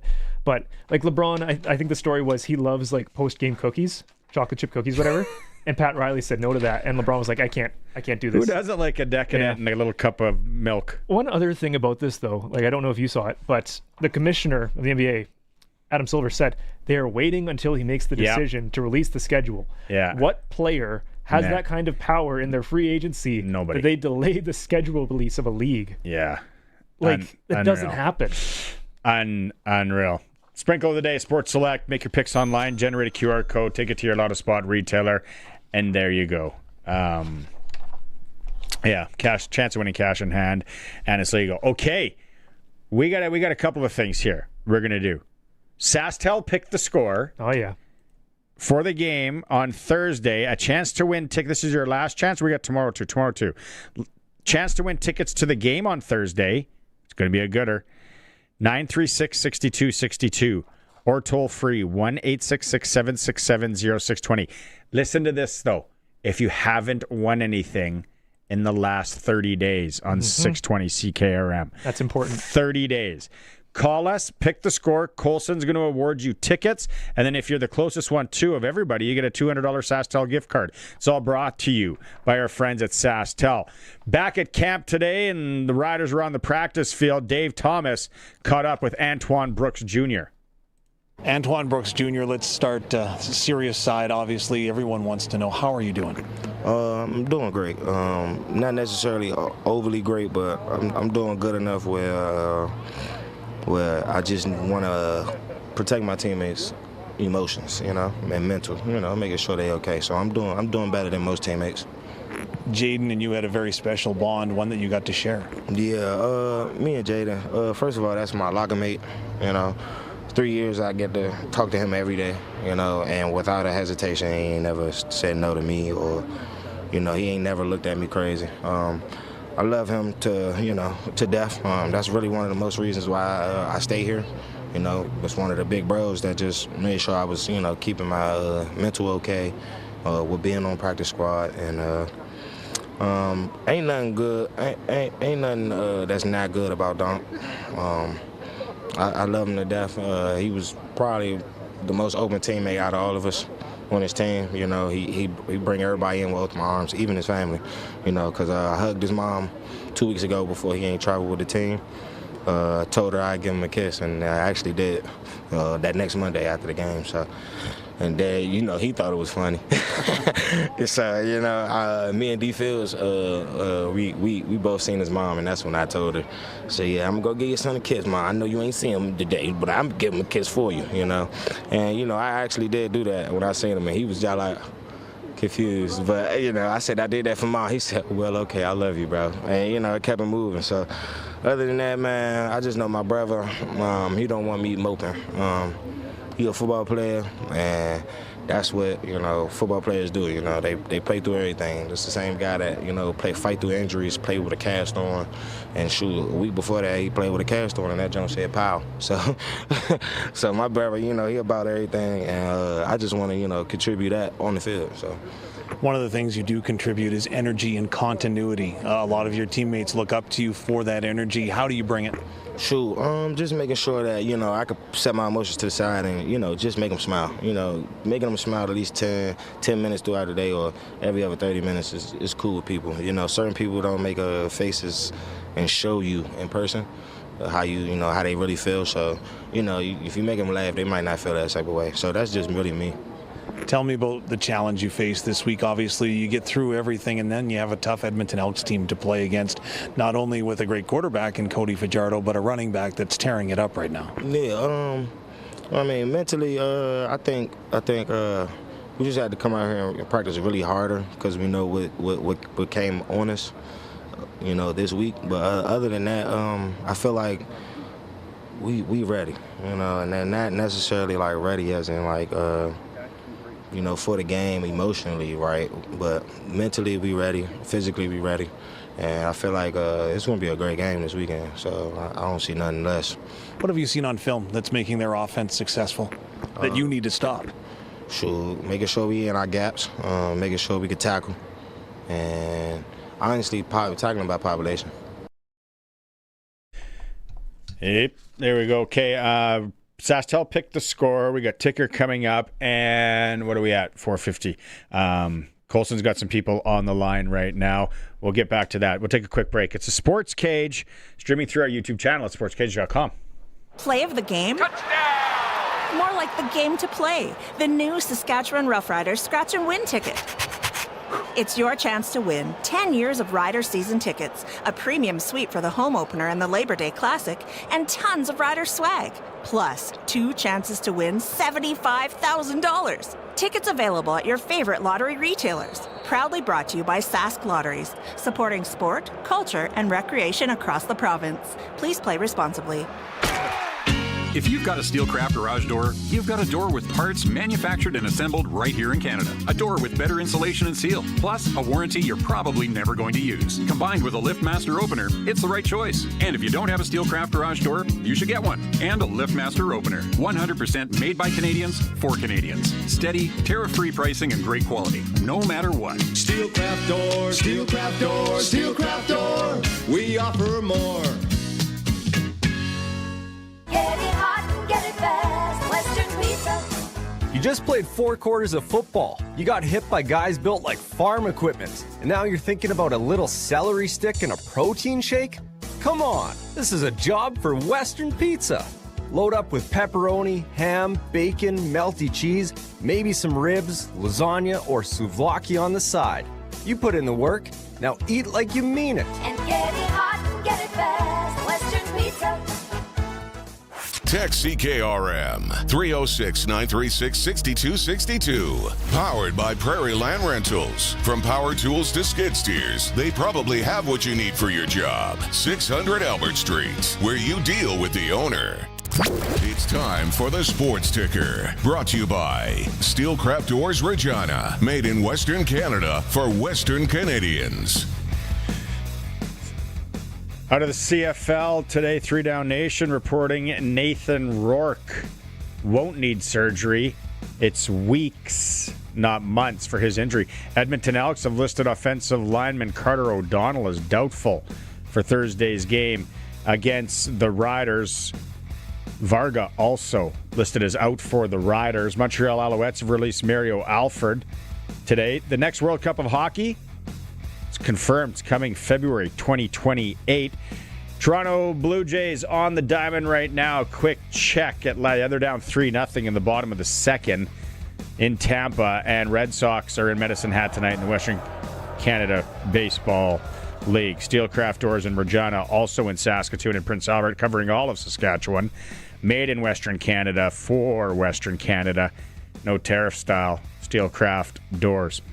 Pick the score. It was Gloria in Assiniboia who picked 24-21 Riders. Gloria, go to your Lotto Spot retailer and take the tie on Sports Select then. Everyone liking this 3-point game. A lot of 3-point games. A lot of 3-point games. All right. We will end the show with a little interview again tomorrow coming up.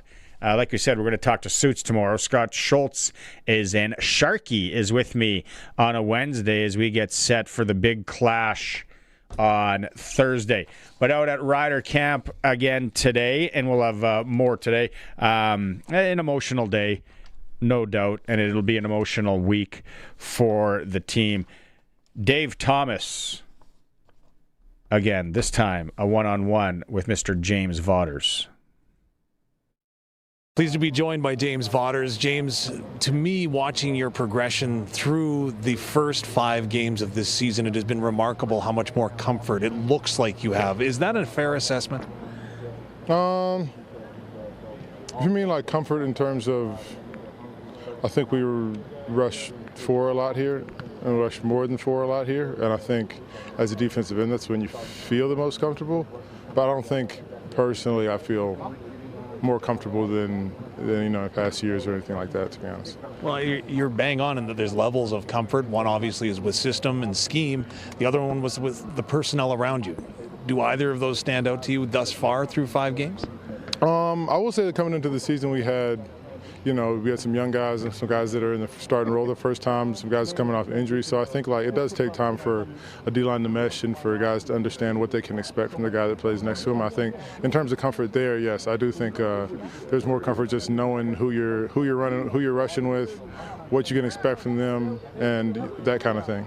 We media types like to build up a game against a divisional opponent, especially with one where there's 2 teams with just 1 loss. Are we overemphasizing the importance of this game in the fact that it is a first-place showdown? Any division, as you've seen in years in the past, any division matchup can have huge implications later in the season. So it's definitely a big game for us, and we're looking forward to rising to the occasion.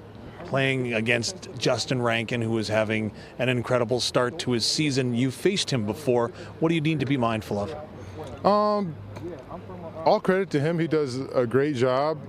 But also, I think if you notice the way that their offensive scheme is, they give a lot of different looks, a lot of different run looks, a lot of different looks with extra guys outside the tackles, extra guys coming in behind the tackles. So I think it's hard to tell exactly what you're going to get with him, and I think it helps him get bigger holes because teams are trying to figure out how they want to be schemed when you have so many gap exchanges happening on the offensive side. So we just have to, like I always say, just kind of read our keys and be ready for everything they throw at us, and even late in the game, continue to stay on the fundamentals. Don't let something that they did earlier in the game affect how you read your key and how you play your technique later in the game.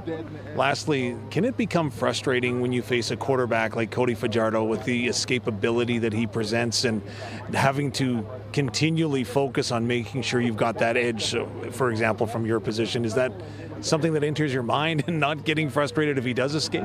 I think at this point in football, it's more so, especially CFL football, it's something that you expect for a lot of quarterbacks to be able to get out of the pocket and make plays. I think I think it's more a relief when you play a quarterback that doesn't get out of the pocket than you feel like it's a special situation. Because if you look at the majority, it's usually guys that can get out of the pocket when you look at the quarterbacks across the league. So we just have to, as you said, kind of stay on our P's and Q's and, stay on our rush lanes and make sure that we try to contain them as much as possible, but also be ready to run when it comes time to get them.